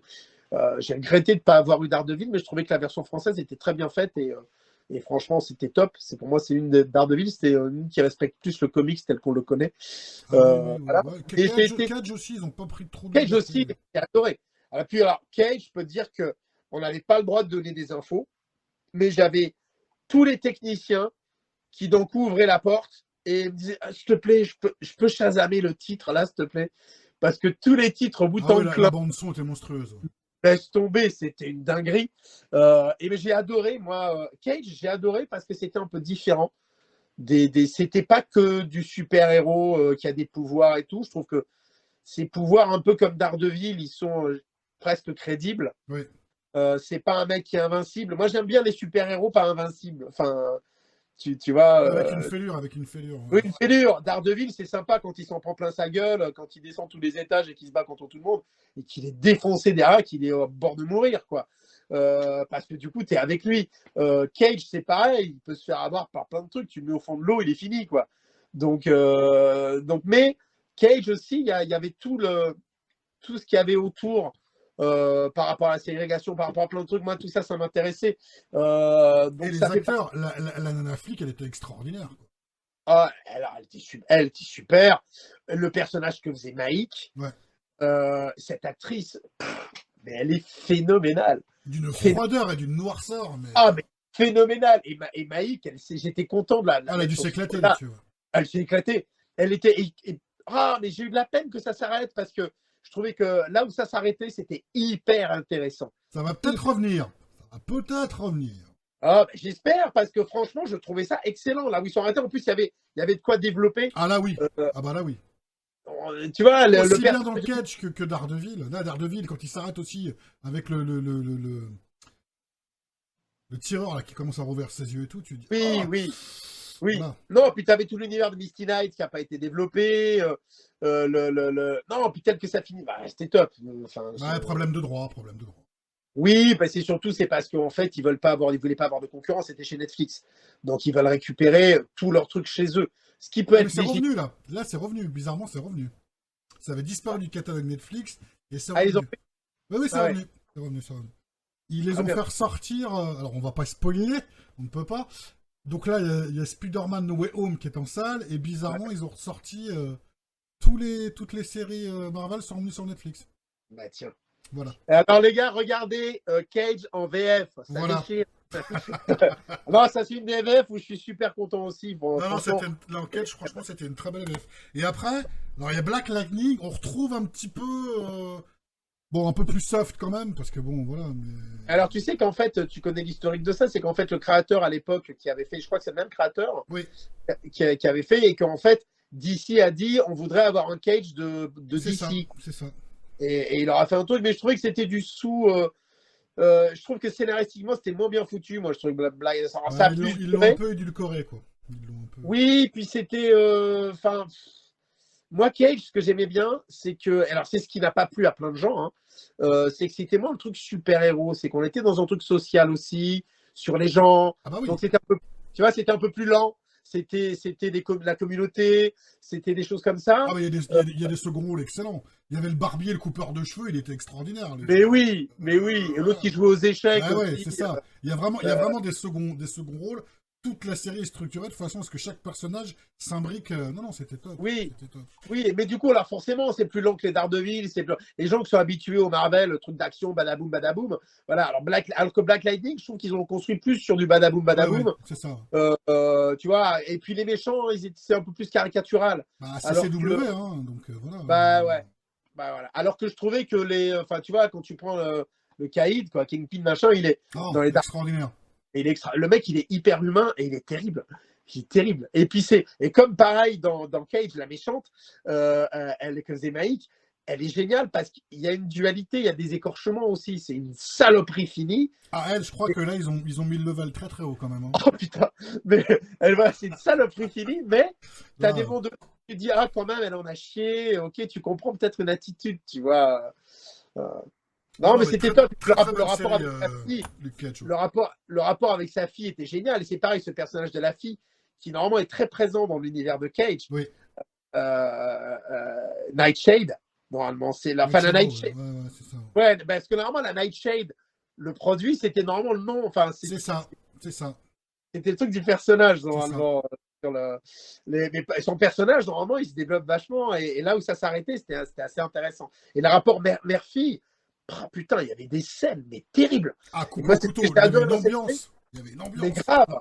Mais ce qui me plaisait, c'est que du coup, il y avait de l'humain. Tu vois ce que je veux dire? Ah, mais Comme bien tu sûr. peux te discuter dans ta famille et pas être d'accord sur des choses Je et tout, crois que sauf que eux, Cage était la série la plus psycho qu'ils aient fait à l'époque. oui, oui. Mais c'est ce qui n'a pas plu à plein de gens qui n'aimaient pas Ah, Cage, qui moi, trouvent c'est ce qui vraiment. m'a le plus plu, mais bon, après. Bah, moi aussi. Ok. Alors, Marc, on va parler de ton actualité du moment et notamment de ton autre casquette de réalisateur. J'ai pas de casquette. Oui, oui. Bah, en fait, comment te dire?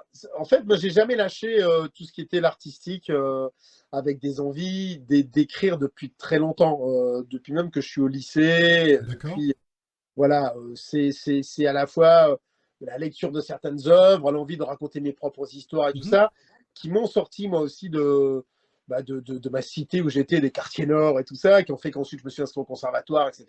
Voilà. Et ensuite envie de faire des choses. Donc oui, j'ai fait déjà avec Véronique, on a monté une compagnie théâtrale Oui. avec laquelle on a monté des spectacles. Mon premier qui était Amour, gore et beauté, qui était en fait l'histoire d'une troupe qui montait un soap dans un lieu maudit. Et donc on a monté avec Véronique une compagnie théâtrale Ouais. qui s'appelle Séraphin, pour pouvoir monter nos propres spectacles, mais pour pas avoir à attendre.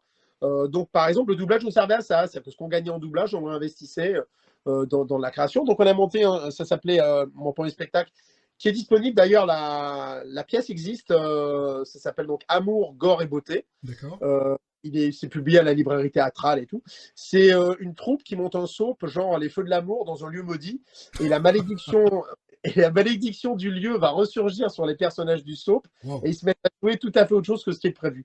Et en fait, ils s'en rendent pas compte, mais ils se mettent à jouer Macbeth, parce qu'il y a eu la malédiction de Macbeth dans le lieu. D'accord. Et ce qui m'intéressait, tu vois, à l'époque, c'était d'amener des jeunes qui n'allaient peut-être pas au théâtre, parce que je trouvais que le théâtre devenait quelque chose de vieillissant, qui était un peu réservé à une élite, à des gens qui ont un peu les moyens, ou des gens du métier qui y vont, mais plutôt des Oui. vieilles personnes ou des personnes des quartiers bourgeois. Je voulais ramener, moi, un théâtre populaire, mais à la fois intelligent, puisque vraiment la psychologie des personnages dans le soap, j'ai pris deux choses aux antipodes, tu vois, le soap qui est faible intellectuellement, et Shakespeare, j'ai retraduit du vieil anglais, je suis en partie de vieux textes, et j'ai inséré ça et j'ai mélangé les deux, et c'est un espèce de truc totalement déjanté avec des effets spéciaux dans tous les sens. Si tu vas sur YouTube, tu dois pouvoir trouver il y a les bandes annonces encore, Amour, gore et D'accord. beauté, théâtre, tu verras, il y avait Paul Borne dedans, qui a joué en alternance avec Patrice Mélenec. Il y avait Odile Schmidt, qui était formidable, Ouais. Odile dedans, Véronique Picciotto. Voilà, bon, on a monté ça déjà, qu'on a amené à la Comédie de Paris. Après, on a alterné. J'ai fait en alternance, on s'était dit qu'on faisait une pièce, un film. Donc, j'ai fait mon premier court-métrage qui s'appelle Suivez la flèche, qui a. C'est marrant parce qu'au départ, il avait eu 9 récompenses aux États-Unis. C'est un univers un peu lynchien, quoi, assez fantastique, sensuel, thriller, mélange des genres, assez étonnant. D'accord. C'est vraiment mon film de réalisateur, celui-là, avec une vraie ambiance. Et je m'étais dit, quand j'ai fait ce film, que je ne ferais pas d'autres courts-métrages. Je voulais faire un long derrière et j'ai plein de projets que j'écris d'ailleurs dans ce sens-là.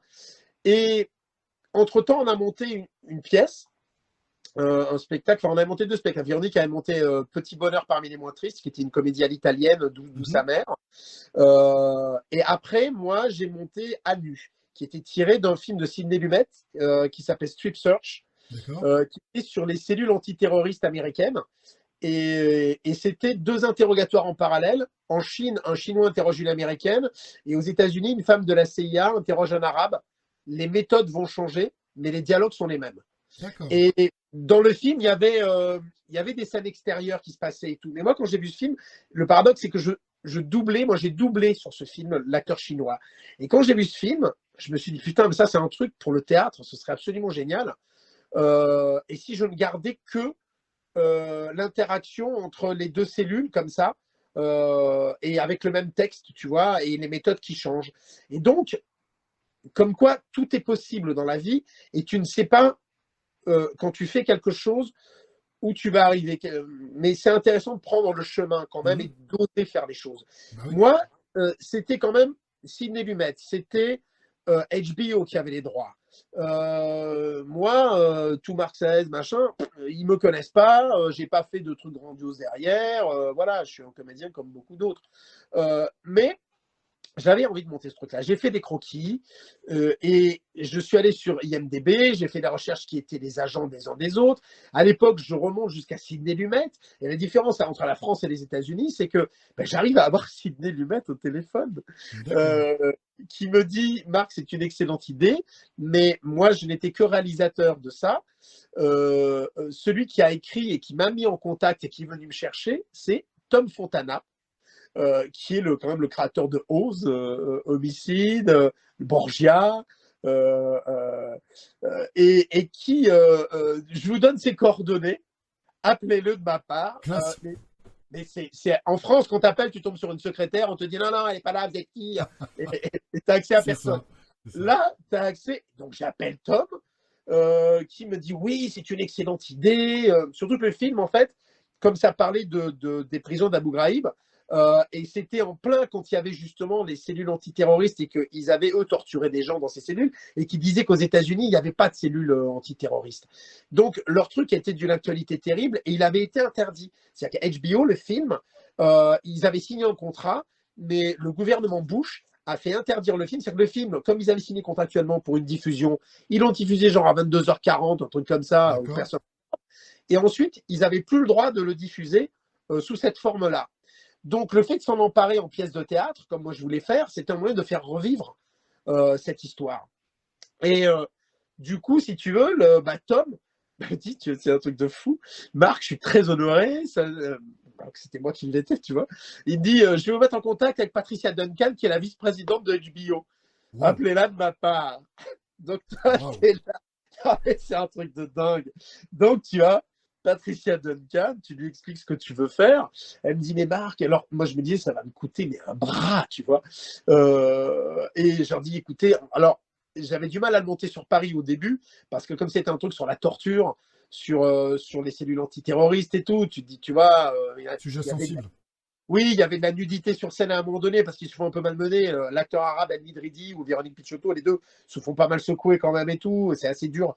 Et bon, sauf que, bon, en même temps, on a cartonné quand on a monté, ça a super marché. Mais du coup, on l'a créé à Avignon. Et donc, je leur dis à l'époque, je leur dis, écoutez, moi, c'est à Avignon. J'avais pas pris, on m'avait proposé de le faire au Chien qui fume, qui était une grande salle où j'avais déjà mon premier spectacle, mais il y a Le Chien qui fume et Le Petit Chien. Et moi, j'avais choisi plutôt Le Petit Chien, qui était une salle plus raisonnable, parce qu'une, tu avais, on va dire, 200 places, l'autre, tu en avais 450, enfin, tu vois, donc bon. Et moi, je préférais la 200 places et bourrer les 200 places et qu'on refuse du monde plutôt que de retrouver des 3/4 de jauge. Et le pari a été un pari gagnant, c'est-à-dire que du coup, on l'a monté là-bas, mais je leur dis, je peux vous donner 5 000 € d'avance sur des recettes éventuellement. Et la personne fait, non, non, Marc, pas du tout. Nous, c'est un honneur de travailler avec vous. Et en fait, le deal du contrat avec eux, c'est qu'ils ont, HBO ne m'a demandé que 10%, attends, je te dis une connerie, 60%, j'avais dit 60% de mes droits d'auteur. Les droits d'auteur, c'est 10%. D'accord. De la recette. Donc, c'est pas énorme. Donc, ils avaient 60% de mes 10%. C'est dire l'élégance Oui. de ces gens-là quand ils sentent qu'il y a une fibre artistique et que tu as envie et qu'en plus, comme tu es producteur du truc, que c'est du théâtre, que tu vas pas faire des sommes colossales avec un truc sur la torture et tout, tu vois, machin et tout. Et donc, on a monté ce truc-là à Avignon et c'est grâce à ça que je me suis retrouvé dans Borgia. Pourquoi? Parce que 2 jours avant la première, j'ai un coup de fil du staff américain de Fontana qui me dit Marc, Tom voudra assister à la première du spectacle à Avignon. Tu dis waouh, donc il va venir et tout. Comment ça se passe pour les hôtels? Tu vas dire putain, les Américains, Avignon, quoi, les hôtels, ils sont tous pris d'assaut depuis des mois. Vous m'appelez 2 jours avant, quoi, tu vois. En plein festival, ouais. En plein festival, tu vois. Donc, cherche partout, je ne trouve pas, tout était booké. Je lui ai trouvé, on en rit encore à l'heure actuelle avec Tom, parce que je lui ai trouvé la plus petite chambre qui devait exister sur Avignon. Et Tom a vécu Oz là-bas. C'est-à-dire que sa chambre, il n'y avait même pas de fenêtre. La fenêtre, elle était dans l'encadré de la porte. La vache. Et lui, il est très grand, Tom. C'est un grand gabarit. Le lit, il avait les pieds qui dépassaient, je te raconte pas. Heureusement, il n'y restait qu'une nuit. Mais il m'a dit, je crois que c'est la pire nuit d'hôtel que j'ai vécue. Il a dit, en même temps, c'est bien. Ça te rappelle l'humilité. Ça t'apprend à être humble. Oui, Donc, ça. je l'ai très bien pris. Et Tom est venu donc voir le spectacle à Avignon. Il était dithyrambique avec les comédiens. Tout. Il avait adoré la prestation de Véro qui était vraiment incroyable. Et il me dit, qu'est-ce que je peux faire pour toi? Je lui dis, écoute, c'est énorme, tu es venu à Avignon, tu vois, c'est déjà énorme et tout. Et il me dit, et je lui dis, bon, bah écoute, moi, tu sais, moi, là, tu as vu mon travail d'adaptateur et de metteur en scène, mais je suis comédien, je suis trilingue, anglais-espagnol. Donc, juste une chose, si jamais un jour, il y a un casting et que tu peux me permettre d'accéder au casting dans de tes shows, je veux juste avoir accès au casting. Je ne voudrais pas être pistonné, je ne supporterai pas ça. C'est-à-dire d'être que tu me places et que tu me pistonnes sur un truc, mais voilà. Et deal, il dit OK. Et je me souviens toujours, je pars en vacances dans les Baléares, je suis dans les Baléares, coup de fil d'une casting director que je ne connaissais pas, qui me dit Marc, Canal Plus et Tom voudraient vous voir pour la. Alors au départ, c'était la saison 2. La saison 2 de Borgia. J'ai dit oui, d'accord, ok, mais les essais, mais je suis dans sur une île, là, je ne sais pas. Bon, mais j'ai filmé ça, mais c'est ma fille qui me filait la réplique avec un pauvre caméscope, etc. J'envoie mes essais et tout. C'était pour jouer le meilleur ami du roi Louis. D'accord. Voilà. Et en fait, le roi Louis, il était un peu latin et il cherchait un mec tout à fait différent. Et en fait, ça n'a pas marché. Ils ont pris un mec grand, rouquin, poléteuse, etc. Coup de fil de Fontana qui me dit Marc, tes essais, t'es incroyable, j'ai adoré, je te veux dans Borgia. Je dis écoute, Tom, déjà, c'est énorme ce que tu as fait pour moi, merci pour les essais. Je dis non, non, mais t'inquiète pas, je te veux dans Borgia, donc on se reverra. Donc, je ne suis pas dans la saison 2. Le temps passe. Entre-temps, je me dis, je vais quand même lui envoyer des trucs que j'ai fait. Je venais de tourner dans l'assassinat d'Henri IV avec Jacques Malater, qui est un très beau rôle que j'ai eu. Je faisais le duc d'Épernon. C'est celui qui manipule pour faire tuer que Ravaillac tue Henri IV, en fait. C'est un super rôle. Et je l'avais en version sous-titrée anglaise. Donc, je lui envoie le truc comme ça en disant, si tu veux me voir en truc d'époque, voilà. Le temps passe. Et 1 an après, j'ai un coup de fil du staff et de la même casting. Canal Plus et Tom voudraient vous voir pour des essais sur la saison 3 de Borgia. Et il m'avait écrit un rôle sur mesure d'un officier gascon qui est dans les 2 premiers épisodes de la 3e saison et qui devait être beaucoup plus après. Mais en fait, Canal Plus, on a appris alors qu'on était en train de tourner. Alors bon, j'ai été pris, j'ai passé les essais, j'ai été pris. Mais l'élégance, encore une fois, de Tom, c'est de me dire, moi, je te valide, mais je n'ai pas mon mot à dire sur Canal et sur le réalisateur, chacun est libre. C'est-à-dire que pour moi, c'est toi, mais il faut attendre la validation des 2 autres. Et tout le monde l'a validé, donc je me retrouve dans cette aventure incroyable. Moi, si tu veux, j'avais monté à nu pour que les gens voient l'actrice qu'était Véronique Picciotto. D'accord. C'est-à-dire que les gens arrêtent de parler de la femme de Marc Saez, machin. Déjà, on n'est pas mariés, on est libre, chacun à l'autre. Si elle veut partir demain et me laisser, elle peut le faire. Donc, ce que je veux dire, c'est que, tu vois, non, mais on est ensemble. Et moi, j'aime la femme, mais j'aime l'actrice aussi. Et je voulais que les gens voient l'actrice que c'était, parce qu'elle était vraiment formidable sur scène. Et El Midridi, l'acteur arabe aussi, pareil, incroyable. Il y avait Anatole Youn aussi dedans qui était vachement bien. Et en fait, c'est pas à eux que ça a porté. Le truc qui est fou, c'est à moi. Et je ne m'attendais pas à ce que ça m'amène par ce biais-là, tu vois. Et tu vas voir, le truc qui est fou, c'est que, ayant monté ce spectacle, alors que moi, je voulais que ça apporte à Véronique, et qu'en tant que comédienne, ça lui apporte rien.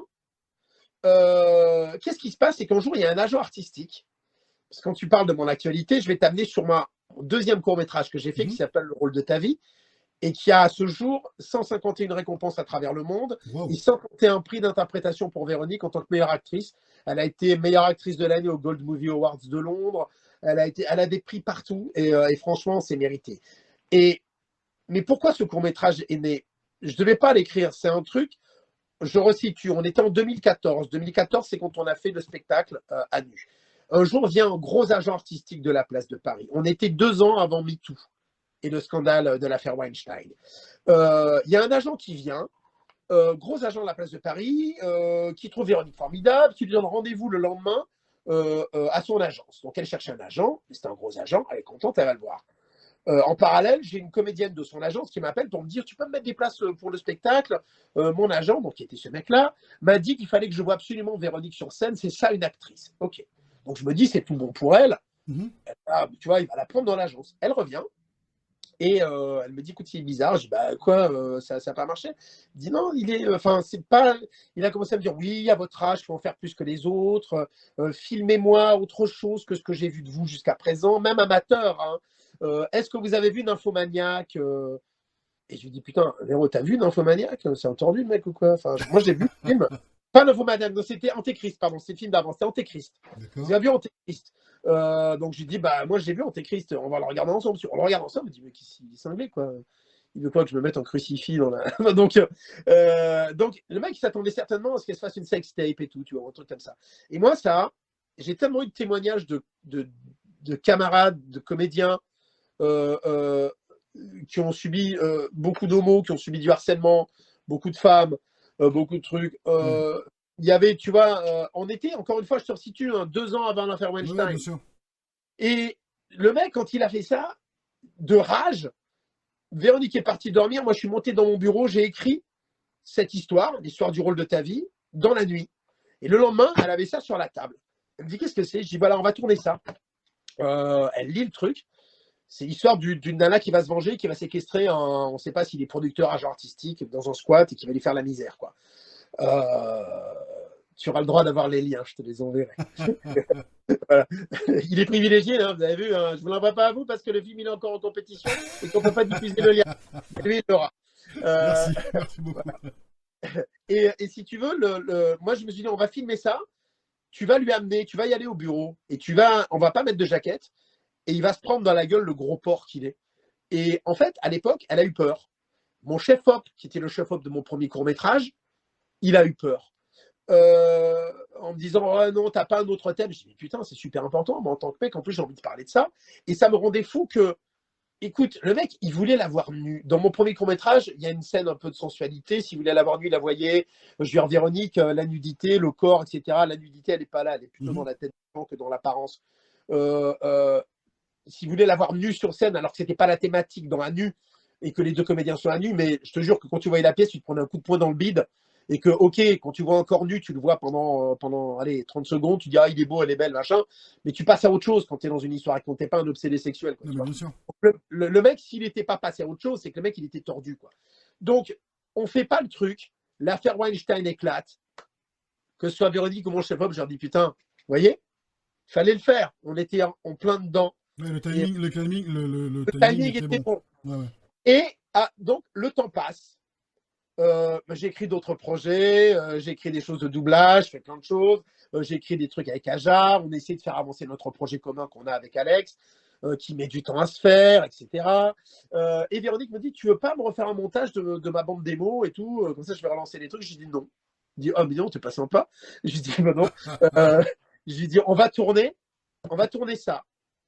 Si tu veux un truc qui est la meilleure bande démo, ce sera ce truc-là parce que tu as une telle palette de jeux que tu peux laisser éclater dedans. Et elle m'a dit, bah ok, d'accord. Maintenant, d'accord. Et du coup, on a tourné ça avec moins de moyens en plus que j'ai tourné mon premier court-métrage. D'accord. On a commencé à le mettre dans des festivals. Et puis, on a commencé à taper des prix partout, au point que le succès du film a relancé le succès du premier, qui en était à 9 récompenses. Les gens me demandaient, vous voulez pas, j'ai vu que vous aviez réalisé un autre film, vous voulez pas l'inscrire dans notre festival, on adore votre univers. Du coup, j'ai mis Suivez la flèche, et Suivez la flèche, on est à 71 récompenses dans le monde maintenant. Bravo.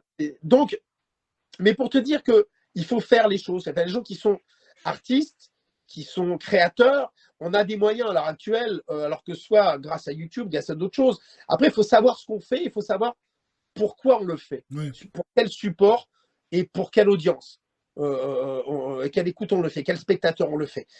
Parce que moi, tu vois, j'ai toujours refusé de faire les Nikon Film Festival et autres. D'accord. Je pourrais me dire que c'est un exercice en tant que réalisateur, mais je trouve que cette contrainte d'imposer quelque chose, c'est enlever de la liberté à un créateur. Alors qu'un créateur, si on te dit, enfin, tu vois, moi, ça a été le cas, ce film, je l'ai fait avec peu de moyens, le deuxième, mais voilà, on a tout tourné au Steadicam, on l'a tourné dans un squat qui est juste en face de chez Librafilm, qui est absolument incroyable, et je voulais absolument tourner dans ce lieu depuis des années. Mais voilà, et c'est celui qui a le coûté presque le moins cher des deux films, qui a une carrière incroyable. Et le film s'est retrouvé même, et c'est là où c'est une victoire, comme on était sur un truc MeToo, le problème n'est pas réglé en France. Les gens ont peur de s'emparer de ce problème-là et d'en parler. Parce que tout le monde connaît, tout le monde sait qui sont les harceleurs, les salopards, qui a traumatisé des meufs lors des castings. Véronique l'a vécu en tant que femme. Je veux dire, elle a vu des nanas sortir de casting en larmes, on savait qui étaient les salopards. Et en fait, il y a une espèce d'omerta sur ça. Donc Adèle Haenel a eu vraiment un cran monstrueux d'ouvrir sa gueule et tu vois, parce que du coup, tu vois bien, elle devient cœur de cible de plein d'autres personnes et tout. Il y avait même à l'époque un agent, pas un casting director qui avait dit t'es grillé. Maintenant, il est plus là, tant mieux, quelque part, parce que je trouve que dire ça alors que, enfin, je trouve pas ça bien, quoi. Je veux dire, on est profiter de la fragilité des artistes pour essayer de, tu vois, de les manipuler à autre chose et tout. Je veux dire, la séduction, c'est quelque chose. Mais voilà, quand on dit non, c'est non. Et surtout, cette espèce de faux pouvoir, enfin, de pouvoir pour les gens. Et tu vois, moi, c'est ça qui me dégoûtait. Donc, c'est pour ça qu'en tant que com, je voulais vraiment m'emparer de ce truc et le faire. Et on s'est retrouvé dans la longue liste des Oscars. D'accord. Alors que mon film, quand il était chez Unifrance, par exemple, ben, j'avais beau le ramener pour dire voilà, je voudrais le mettre à tel ou tel festival. Les festivals en France de producteurs, c'est une arnaque parce que c'est des festivals de producteurs entre eux. Et donc, ils savent très bien, même les Césars, si tu n'es pas passé, par exemple, par le CNC, tu n'arriveras pas au bout des Césars. Si tu es un indépendant, et moi je connais des tas de réalisateurs, il y a un festival formidable qui s'appelle les Rimbaud du cinéma, qui est tenu par un réalisateur qui a toujours fait ses films en indépendant. Ça fait partie de personnalités comme ça qui se battent et à qui on ne leur donnera pas accès à d'autres choses. Et les Oscars, par exemple, tu n'y seras pas si tu n'es pas passé par un schéma particulier. D'accord. C'est pas que ton film soit bien ou pas. Hein. Et alors, il y a deux moyens de s'y retrouver. Nous, on s'y est retrouvés. Pourquoi? Les règles, c'est soit tu sors d'un grand festival connu avec une récompense, Venise, Cannes, autres, et du coup, tu es éligible aux Oscars, soit ton film est diffusé professionnellement en salle pendant plus de 7 jours, ou minimum 7 jours, à Los Angeles ou à New York. D'accord. Moi, quand je voulais m'inscrire dans certains festivals majeurs, j'y avais pas accès, ils voulaient pas que j'y sois. Tu payes ce qu'on appelle des entries, qui coûtent un bras. Ça peut aller de 20 euros jusqu'à 100 euros, et qui sont des entries not refundable. C'est comme des frais de dossier. Tu payes ça, mais peut-être que tu ne seras pas sélectionné. Et donc, tes 100 balles, tu t'assois dessus. Oui, bien sûr. C'est le cas du Festival de Cannes, qui est, quand tu vois pour les courts-métrages, c'est une honte, ça coûte 40 balles l'inscription sur le truc. Sauf que derrière, qui est sélectionné quand tu es français, il va y avoir un court-métrage français et un court-métrage coproduit par la France. Tout le reste, c'est des trucs étrangers. Donc, ça veut dire qu'au ratio du truc, le mec qui a été choisi, c'est souvent quelqu'un qui est déjà connu par eux. C'est pas les personnes qui veulent tenter leur coup. Ouais. Mais tous ceux qui veulent tenter leur coup ont payé les 40 balles, tu vois. Donc tu leur payes leur soirée petit four et autres. Donc il y a une espèce de scandale sur ça. Et moi, c'était drôle parce que Unifrance, du coup, moi, ce qui s'est passé, c'est que j'ai un distributeur qui a adoré le film et qui m'a dit, moi, je le veux, ce film. Je groupe 10 courts-métrages que je place dans une session de projection en salle comme un long-métrage. Et donc, du coup, comme vous êtes en salle et qu'il y aura des tickets payés, vous serez éligible aux Oscars. C'est ce qui s'est passé. Ce qui est D'accord. drôle, c'est que du coup, on a eu coup de fil d'Unifrance, qui devait l'avoir un petit peu comme ça, parce qu'on n'était pas leur chouchou, en disant, bon, alors maintenant, alors vous êtes dans la liste des Oscars, maintenant c'est une autre étape, il faut vous expliquer comment ça fonctionne. Alors, il t'explique. Et en fait, tu comprends que si tu n'as pas les moyens, tu n'iras pas au bout. Parce que tu dois prendre ce qu'on appelle des Hollywood publicists, qui sont des mecs qui sont en plus de préférence implantés à Los Angeles et qui vont faire le tour de certains studios pour organiser des petites séances de projection pour que l'électorat des Oscars, qui par exemple pour les courts-métrages, ceux qui votent pour les courts, c'est ceux qui viennent de l'animation. D'accord. C'est-à-dire que tu ne votes pas pour tout aux Oscars. C'est pas un collège qui vote pour le meilleur acteur, la meilleure actrice. Non, non. Ceux qui votent pour les meilleurs courts-métrages ne votent pas pour la meilleure actrice ou le meilleur acteur, d'accord? Donc, c'est ceux, pour les courts-métrages, c'est ceux qui viennent de l'animation. Donc, si tu veux arriver au bout, il faut que tu ailles les voir là-bas, tu sympathises un peu, que tu organises des petites soirées, petits faux, blablabla. Et c'est un putain de budget. Et déjà, tu prends à ce moment-là un Hollywood publiciste qui te coûte un bras et tu lui donnes les moyens qui essaient éventuellement de t'amener au bout. Donc, tu vois bien que c'est réservé quand même aux nantis. Oui, une certaine limite, quoi. Mais oui, et à des réseaux qui sont déjà bien mis en place. Voilà. Donc, mais c'est pas grave. C'est-à-dire que moi, je dis à tous les créateurs, quel est votre but? Est-ce que tu as envie d'avoir un Oscar? Ou est-ce que tu as envie que ton film existe? Est-ce que tu as envie de raconter quelque chose et que ce soit vu? Et pour ça, il y a des tas de moyens.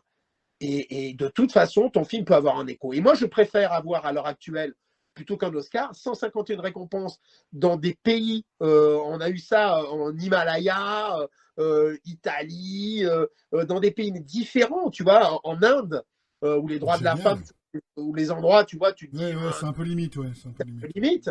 Voilà. Et je préfère ça. Et même le truc qui était en Himalaya, là, c'était des mecs. Alors, c'était un tout petit festival, mais les mecs, c'était des. Tu voyais des moines. En fait, ils avaient tendu une toile blanche. Ils n'avaient même pas d'écran. Et ils projetaient sur ça. Mais savoir, par exemple, c'est génial, mais c'est génial. Mais oui, et savoir que Véronique, elle a un prix d'interprétation autant là qu'au Gold Movie Awards de Londres, machin. Mais c'est super, quoi. Et puis surtout, c'est des gens qui nous connaissent pas. On les connaît pas. Ils voient notre travail et ils nous récompensent. C'est pas un réseau. C'est pas les petits arrangements entre amis. Et la France, et ce système globalement, souffre de ça. Parce que c'est que les réseaux et les petits arrangements. C'est qui connaît qui, plutôt que l'ouverture à essayer. Alors que tu vois, les Américains, quand même, moi, par rapport à l'histoire que je te raconte de Fontana, etc., sont plus ouverts. Ici, tu ne rencontres pas les gens comme ça. Non, si t'es pas envoyé c'est culturel, hein, c'est pas la même. Bien sûr, bien sûr. Voilà, donc moi, c'est une partie de. J'ai jamais oublié, moi, quand j'ai fait du doublage, j'écris beaucoup dans le doublage, mais parce que si tu veux, j'ai pris conscience que c'était pas évident et j'avais pas envie de faire la pute en tant qu'acteur tout le temps, à aller quémander au truc de casting et que les gens te voient pas avec les capacités que tu as, etc. Et que plutôt que d'accepter de faire des pubs pour des yaourts ou des conneries, où tu es malheureux quand tu le fais parce que si tu as un potentiel d'acteur et tout, moi je préfère pas tourner pendant un temps, mais être dans les 2 premiers épisodes de la saison 3 de Borgia. Oui. Tu vois, oui, voilà. Donc, ou alors être obligé de me faire, tu vois, enfin, c'est là où tu vois la différence. Peu de temps avant, j'avais tourné dans un mini-mati, là, Joséphine, tu vois, et puis après, tu es sur Borgia. Et quand tu es sur Borgia, tu te dis, ah putain, je suis en train de faire mon métier, quoi, c'est fou. Et bizarrement, c'est que les gens les plus talentueux, moi, tu vois, John Doman et tout, c'est un amour de mec, il est d'une simplicité. Sur le plateau, ça s'est passé, c'est des gens. Voilà, en France, ça se la raconte beaucoup. Les gens ne travaillent pas beaucoup. Et dès qu'ils voient quelqu'un qui a travaillé, c'est oh là là, dis-toi, putain, tu connais ton texte, mais t'es vachement bien. Comment ça se fait qu'on ne te connaît pas? Tu vois, alors qu'aux États-Unis ou ailleurs dans les trucs, t'arrives et tous les mecs, ils ont un putain de niveau. Oui. Et c'est toi qui dis, oh là, putain, j'ai intérêt à être au niveau, j'ai intérêt à bosser parce qu'ils sont tous bons là. Donc, tu vois, c'était génial. Borgia, il y avait Javier Godino, par exemple, qui était dessus, qui faisait un des généraux. Javier, qui est un acteur espagnol, était dans un film que j'adore, que j'aurais adoré faire en tant que réalisateur. Ah, si je devais être l'homme que dans le film, c'est un film qui s'appelle Dans ses yeux, El Secreto de sus ojos, qui est un film qui a eu l'Oscar du meilleur film étranger en 2011, je crois. Et c'est lui qui fait le rôle du méchant dedans. Javier, qui est un acteur espagnol, donc il se retrouve, il était un des rôles principaux dans ça. Il se retrouve sur Borgia, mais à côté, il fait un peu de théâtre à côté, à Madrid. Et c'est des gens humbles, simples, sauf qu'à l'image, mais ils déchirent. Et en France, nous, blablabla, on raconte qui on est au lieu d'être et que ce soit par ton talent qu'on reconnaisse le truc, tu vois. Et sur Borgia, les gens étaient tous dans. Déjà, c'est une vraie famille, vraiment. À tel point que là, on l'a fait il n'y a pas longtemps, on s'est tous réunis en Zoom. C'est chouette, ça. Tous aux quatre coins du monde, tu vois, la famille Borgia pour fêter l'anniversaire de Fontana et tout, c'était super sympa. Et puis, bon, on se tient au courant tous les uns des autres. On se laisse des messages, que ce soit Mark Ryder, que ce soit Tom, que ce soit John, etc. Et tout, c'est top. Puis les gens étaient. J'ai une anecdote rigolote, ça aussi, sur ça. Parce que quand tu es fan, imagine tu es fan d'une série. Parce que moi, j'étais fan de Borgia. J'étais fan de toutes les séries un peu d'époque et tout, les Tudors et tout ça. J'avais regardé déjà les saisons d'avant. Quand tu te retrouves dedans, j'arrive sur le plateau, puis ils le font à l'américaine, c'est-à-dire que tu es accueilli. Moi, c'était très bizarre et tu vas voir pourquoi. C'est que j'arrive sur le plateau, déjà, tu as un mec qui arrive avec une ombrelle pour te protéger du soleil. Et non, ça va, mec, c'est ok, tu vois. Don't need it, c'est ok. T'es libre aujourd'hui, fais tes trucs. Et le mec, non, je suis payé pour ça. D'accord, ok. Donc le mec, il t'amène. J'arrive dans une cour d'un truc qui était un palace, un truc incroyable, un truc naturel qui était à Prague. Et je vois, il y avait Mark Ryder qui était à la table régie avec un autre comédien. Et tout de suite, hey Mark, so nice to have you on the set. Have you been on the set? Have you seen Tom yet? Non, j'ai pas vu, j'ai pas vu Tom et tout. I'm gonna show you the set. Et le mec, il vient, super sympa. Putain, et toi, t'es là, tu fais, putain, c'est Cesare Borgia. C'est Cesare Borgia qui va me faire visiter le plateau, merde.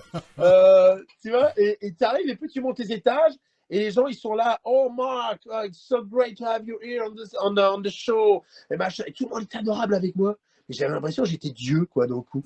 J'arrive, le réalisateur, oh, Mark, machin et tout. Le réalisateur, c'est Christophe Schroux. C'est celui qui réalise le Transpersonnage en ce moment. D'accord. Il a fait des criminels, il a fait 10 milliards de trucs, il est putain de talentueux. Et les gens, ils sont avec toi comme ça. Tom qui me prend dans les bras. Et je me dis, putain, mais c'est fou, quoi. Ils ont fumé un truc tous ou quoi. C'est un peu trop. Et en fait, je comprends. Tom, quand il était revenu de Anu, le spectacle à Avignon, il avait tellement adoré. Il avait pris le t-shirt, il avait pris la casquette. Et on était sur la saison 2 de Borgia. Il était en train de tourner la saison 2 de Borgia à ce moment-là. Et il revient sur le set, il lui fait, hey, le mec qui a fait ça, c'est de la bombe. J'adore. Et en fait, Tom, c'est Dieu. C'est le showrunner, tu vois. Ouais. Donc, que Dieu dise que moi, j'étais de la bombe, j'étais demi-dieu. Donc, j'arrive, tout le monde, oh là là, comme ça. Sauf que moi, mon premier jour de tournage, j'avais ma première scène, on est à une table des généraux. J'ai 2 mots à dire. 2 mots. C'est mon premier jour de tournage et j'ai 2 mots. Les 2 mots, c'est Why Florence? Et c'est en fait, il y a un général qui dit We're gonna attack here. Et il montre sur la table un point. Et je lui fais Why Florence? Why Florence, quoi, s'il te plaît. Le truc le plus dur à articuler au monde. Qui arrive au bout d'une scène au Steadicam en continu de 3 pièces où John Doman a des pavés comme ça, et que ça termine à la table des généraux. Et toi, t'es le dernier à parler. Et tu dis, Why Florence? Putain, tu te fais une suée à l'intérieur. Tu te dis, mais j'espère que je ne vais pas merder, quoi, tu vois, cette connerie. On fait le truc, je fais le truc. Et là, on termine. Et il y a John qui vient, qui me fait, Oh, it's great, Mark. Oh, we're so happy to have you here on the show. Et je le regarde, je lui fais, come on, are you kidding? Il me fait, yeah. Donc le mec il me dit oh c'est génial, je traduis pour ceux qui parlent pas anglais, oh c'est génial ce que tu viens de faire, qu'est-ce qu'on est content de t'avoir sur cette série, c'est super ce que tu viens de faire. Je fais mais tu te fous de ma gueule. Il me fait oui. Je dis ah putain, ben voilà, le temps était donné et tu avais l'ambiance si tu veux qu'il pouvait y avoir Borgia avec des gens qui se la racontent pas, qui sont des gens simples et qui bossent quoi, tout simplement, tu vois. Et il y avait voilà, et ça moi c'est ce pourquoi j'ai jamais mis tous mes œufs dans le même panier. Bien sûr. Et c'est pour ça que je comprends les comédiens, les acteurs de doublage, parce que c'est une branche du métier, le doublage. Oui. Quand les doubleurs ou les machins, etc. et tout, c'est pas ça. Le doublage, ça a toujours été, même du temps de Roger Carrel et autres. Moi, ce qui m'a donné envie de Roger Carrel, de faire doublage, c'est Roger Carrel et Patrick Poivre. Quand je les ai entendus, et quand j'ai entendu qu'il y avait de la vérité dans ce qu'ils faisaient, qu'il y avait de l'envie, de la passion, je me suis dit, ah, ben c'est une branche du métier dans laquelle on doit pouvoir s'amuser. Mais ça reste une branche du métier, avec une technicité particulière, le doublage, Évidemment. qui fait que c'est pas donné à tout le monde aussi, et que tu peux être un très bon comédien et être très mauvais sur scène ou à l'image, et être très mauvais en doublage. Et à contrario, être très bon au doublage et être à chier à l'image ou sur une scène, tu vois. Ou des gens qui passent très bien au théâtre, qui sont moins bien, qui passent moins bien au cinéma. Bon, voilà, il n'y a pas de règle. Mais c'est une des branches de métier et c'est vraiment une technique très particulière. D'accord. Et une technique qui, pour l'aborder, tu es obligé, pour ça que je me bats contre le côté amateur de la chose et la vulgarisation de la chose en doublage, parce que comment veux-tu retranscrire le travail, je vais te prendre des exemples, enfin, moi, des mecs comme James Nesbitt et autres, etc., où quand tu as un travail d'intériorité, de souffrance, d'écorchement, je vous engage à regarder les gens, la série Ne t'éloigne pas, qui est sur Netflix, où il y a des scènes formidables de jeu avec Nesbitt et tout, et la comédienne aussi qui est en face, qui est doublée par Ivana Coppola, qui est formidable dedans. Tu ne peux pas arriver à retranscrire des scènes d'émotion fortes et faire ressentir déjà des choses aux gens si déjà tu n'as pas toi la technique pour le faire. Et ça, c'est une chose. La deuxième, c'est ta respiration, c'est ta respiration. C'est pas la respiration de l'acteur à l'image. Lui, il a fait quelque chose avec des émotions, et il va falloir que tu rentres dans ça. C'est super compliqué. Donc, on n'est pas dans le fait de lire bien en place. Et on voit les débutants et les gens amateurs, parce que quand ils font le truc, ils s'investissent pas dedans. On sent que le regard est sur la rythmo. Or, la rythmo, c'est une béquille, c'est ta base de jeu. Ce qui est intéressant dans le jeu et ce qui fait l'acteur, c'est tout le reste qui va y avoir autour, c'est tout le supplément que tu vas pouvoir mettre. C'est d'un coup un interprète comme Aznavour, qui a peut-être pas une voix grandissime, etc. et tout, mais qui du coup dans l'interprétation est tellement incroyable, qui t'amène à quelque chose et que du coup tu es sensible à quelque chose. Tous les gens qui chantent du Aznavour, il y en a plein. Voilà, peut-être que l'émotion ne passe pas pareil. C'est être interprète. Et pour être interprète, il te faut une technique. Donc voilà, et c'est du travail en plus. C'est pas parce que tu as même cette technique, tu vois, c'est quand tu vois le travail que peuvent faire les danseurs ou les chanteurs, moi j'ai un profond respect parce que un chanteur qui fait pas ses vocalises, qui travaille pas sa truc, bah voilà, au bout d'un moment ça va péter quoi, tu vois. Et les danseurs c'est pareil. Et les comédiens et les acteurs, on a toujours l'impression que c'est facile. Et tu as beaucoup d'acteurs qui ne se remettent pas en question. Tu vois, aussi, tu me disais mon actu, j'ai failli être dans les producteurs. D'accord.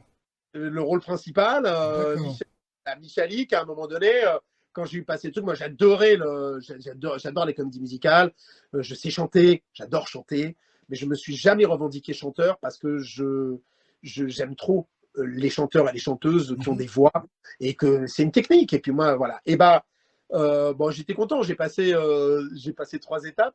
Je me suis retrouvé à Bogan. Enfin, au départ, c'est Michalik.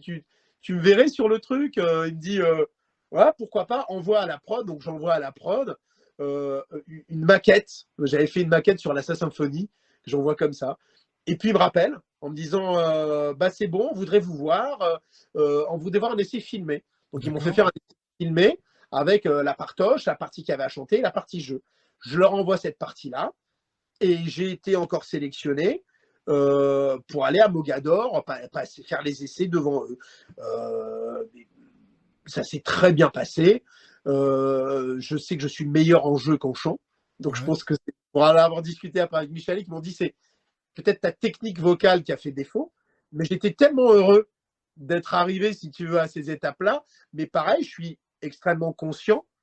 Quand je vois le casting actuel et que je vois les gens qui sont dessus, c'est déjà des chanteurs depuis des années. Donc, moi, c'est bien, c'est valorisant pour moi, pour mon ego, de me dire, oh, je suis arrivé jusque-là. Mais c'est le niveau où j'en suis. C'est-à-dire, si je voulais accéder, si j'avais voulu décrocher ce rôle-là, j'aurais dû, chose que je n'ai pas fait, par manque de temps, parce que c'est une passion pour moi, prendre des cours de chant pour avoir une technique vocale. Tu vois, donc tout est du travail. Donc quand les gens arrivent en doublage ou dans le jeu et pensent qu'ils vont en machin, moi c'est pour ça que ça m'énerve des fois que je peux avoir peut-être des propos durs. C'est parce que non, c'est pas donné à tout le monde. Et techniquement, quand on a un savoir-faire technique et qu'on le maîtrise parfaitement, on est plus à même à retranscrire des choses. Encore une fois, un plombier, tu t'improvises pas plombier du jour au lendemain. Ni pompier, tu vas devoir sauver des vies. Donc si tu connais pas les gestes techniques, tu peux pas sauver quelqu'un. Voilà. Mais en tout cas, je te remercie pour avoir ce temps d'échange avec plaisir. Sur le monde des artistes. Non, mais c'est intéressant que les gens voient bien tout le panel et tout ce qui se passe. Parce que... Mais après, c'est bien que les gens... Tu vois, je vois des gens, j'ai vu, il y a des gens qui font des trucs, par exemple, de vulgarisation du doublage, comme des stages où les personnes... alors, j'ai vu de doublage et de bruitage, où les mecs sont en train... C'est débile, parce que... Enfin, c'est débile. C'est bien si les gens s'amusent, mais il faut être conscient que c'est pas comme ça. Par exemple, tu fais pas les bruitages en même temps que tu fais ton doublage. Le doublage, il y a un truc qui s'appelle une VI, et les bruitages sont déjà dessus, et après, on pose la voix. Là, j'ai vu ces trucs-là où la personne, elle claque des portes derrière pendant que la personne est en train de parler au micro. Non, jamais tu auras ça. Et puis, il y a les fameux stages à 5 000 € la semaine aussi. C'est extraordinaire. Mais ça, c'est pas possible. Ou les gens qui font des stages à distance devant leur truc par des stages de doublage par Zoom. Mais c'est des arnaqueurs. Pardon, c'est des arnaqueurs. Non, mais bien sûr.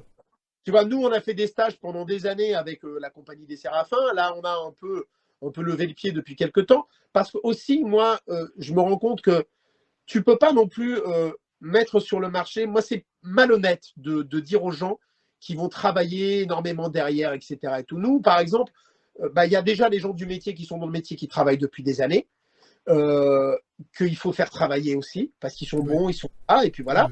Il y a, moi, tous les gens qui sont passés, nous, par exemple, par nos stages, et que je vais essayer de faire travailler quand je vois quelque chose pour la mettre le pied à l'étrier, parce qu'en plus, en même temps, comme tu ne peux pas, comme avant, assister au plateau, qui d'autre peut les lancer machin. Donc, c'est malhonnête de refaire rentrer énormément de gens à un moment donné. C'est pas non plus extensible à l'infini. Et à un moment donné, tu fais travailler les gens que tu trouves déjà bien et qui ont besoin, et qui sont, tu vois, et c'est pas non plus l'oasis pour tout le monde, je dirais. Et il y a des gens qui sont très bons à ça. En doublage, il y a des gens très bons, des gens très bons. Tu vois. Puis en plus, à l'heure actuelle, on te demande avec le Covid, on te demande tu vois, avant, on enregistrait à plusieurs à la barre. Oui. On le fait plus, ça. Non, c'est fini, ça. Voilà, c'est un par un maintenant. Du coup, ça veut dire qu'on te met tous tes trucs, toutes tes scènes d'affilée. Donc, ça veut dire que ça demande que les gens qui viennent soient quand même efficaces parce que tu sais que tu vas enquiller avec quelqu'un d'autre derrière. Voilà, donc, et qu'il y a un planning bien précis, il ne faut pas retarder. Ah ben là, tu peux pas. Tu peux pas. Oh, non. Bon, en tout cas, merci beaucoup. C'était très intéressant. On a appris plein de choses. Ben, merci à toi et merci à ceux qui écouteront et qui se lanceront, certainement peut-être par passion, dans le monde artistique. Mais il faut une rigueur. Il faut, voilà, il faut savoir que c'est pas que les gens qui voient que le côté, l'aspect. Des fois, les gens voient l'aspect financier. Oui. Ils disent les gens ils gagnent, mais ils gagnent quoi? Non, enfin non, faux. Oui, si tu travailles, mais l'incertitude à côté, le nombre d'années que tu passes quand tu passes tu vois, les castings, quand tu passes des castings, par exemple, t'es pas payé pour aller passer un casting. Pour faire un rôle que tu vas devoir auditionner, mettons demain, je dois auditionner pour James Bond. Si j'ai pas de costard, parce que tu vas y aller, tu vas dire quand même, il faut que j'ai un peu la classe. Ben, je vais l'acheter moi, mon costard, ça va me coûter. Mais je vais passer mes essais, je vais pas être pris. Ben, le costard, il est dans mon placard. Et puis des fois, c'est pour décrocher quoi? C'est décrocher un rôle pour une journée, 2 journées. Tu vas être payé quoi? Maintenant, les cachets de tournage, ils te proposent 450 balles journée sur un truc où il y a encore. Donc, voilà, il faut avoir conscience de ça aussi. C'est-à-dire que tu pars vers un truc où il y a beaucoup d'envie, beaucoup de désir. Beaucoup de gens ont envie de faire ça. Il y a peu d'élus. C'est ça. Voilà. Et après, même quand tu es l'élu et que tu commences un peu à creuser ton sillon, du jour au lendemain, ça peut s'arrêter. Parce que tu as ouvert ta gueule avec une personne, il ne fallait pas. Parce que tu ne peux pas savoir. Et un jour, tu te dis, je suis là, et demain, tu peux être en bas. Ouais, c'est ça. Direct. Donc, des gens, des fois, qui ont des boulots stables et qui sont bien, machin tout, on va dire, mais les gars, waouh! Tu vois? C'est vrai. Fais-le, amuse-toi à la limite, mais tu vois, parce que bien sûr que c'est un exutoire aussi de, tu vois, de faire de la musique, de faire. Mais il faut être conscient qu'il y a des gens qui ont bossé avec. Puis il y a un déséquilibre, c'est ce qui amène aussi un bordel, comme il y a par exemple à Avignon. Il y a de plus en plus de spectacles. Nous, on avait décidé de plus y aller à un moment donné. Quand il y avait, déjà, quand on était, il y avait 700 ou 800 spectacles. Maintenant, il y en a 1000 ou je sais pas combien. Et parmi les 1500, il n'y a pas de tri qui a été fait. Donc, quand toi, tu es en train de quémander pour essayer d'attirer les gens en filant tes tracts, que les gens n'en peuvent plus de recevoir des tracts, au même moment, alors que toi, ton entrée, elle est payante, tu as un clampin qui va arriver avec un truc où le truc, il est gratuit Oui. parce qu'il est amateur ou semi-amateur. Pourquoi on autorise ça? Moi, c'est bien qu'il y ait des amateurs et des semi-amateurs, mais à ce moment-là, pas dans un moment comme ça où les gens ont loué des lieux un bras, ils ont loué des hébergements, ils vont perdre du fric alors qu'ils sont professionnels, tu vois. Et il y a même des MJC, ou des gens qui t'achètent des fois des mairies à l'heure actuelle, ils croient que tout est pas cher, donc ils préfèrent des fois prendre un spectacle amateur qui va coûter moins cher plutôt que prendre un spectacle professionnel parce que ça va se jouer à quelques euros près, tu vois. C'est terrible. C'est terrible pour les professionnels, quoi. Voilà. Intéressant. Merci beaucoup, Marc. Merci à toi. Je t'en prie.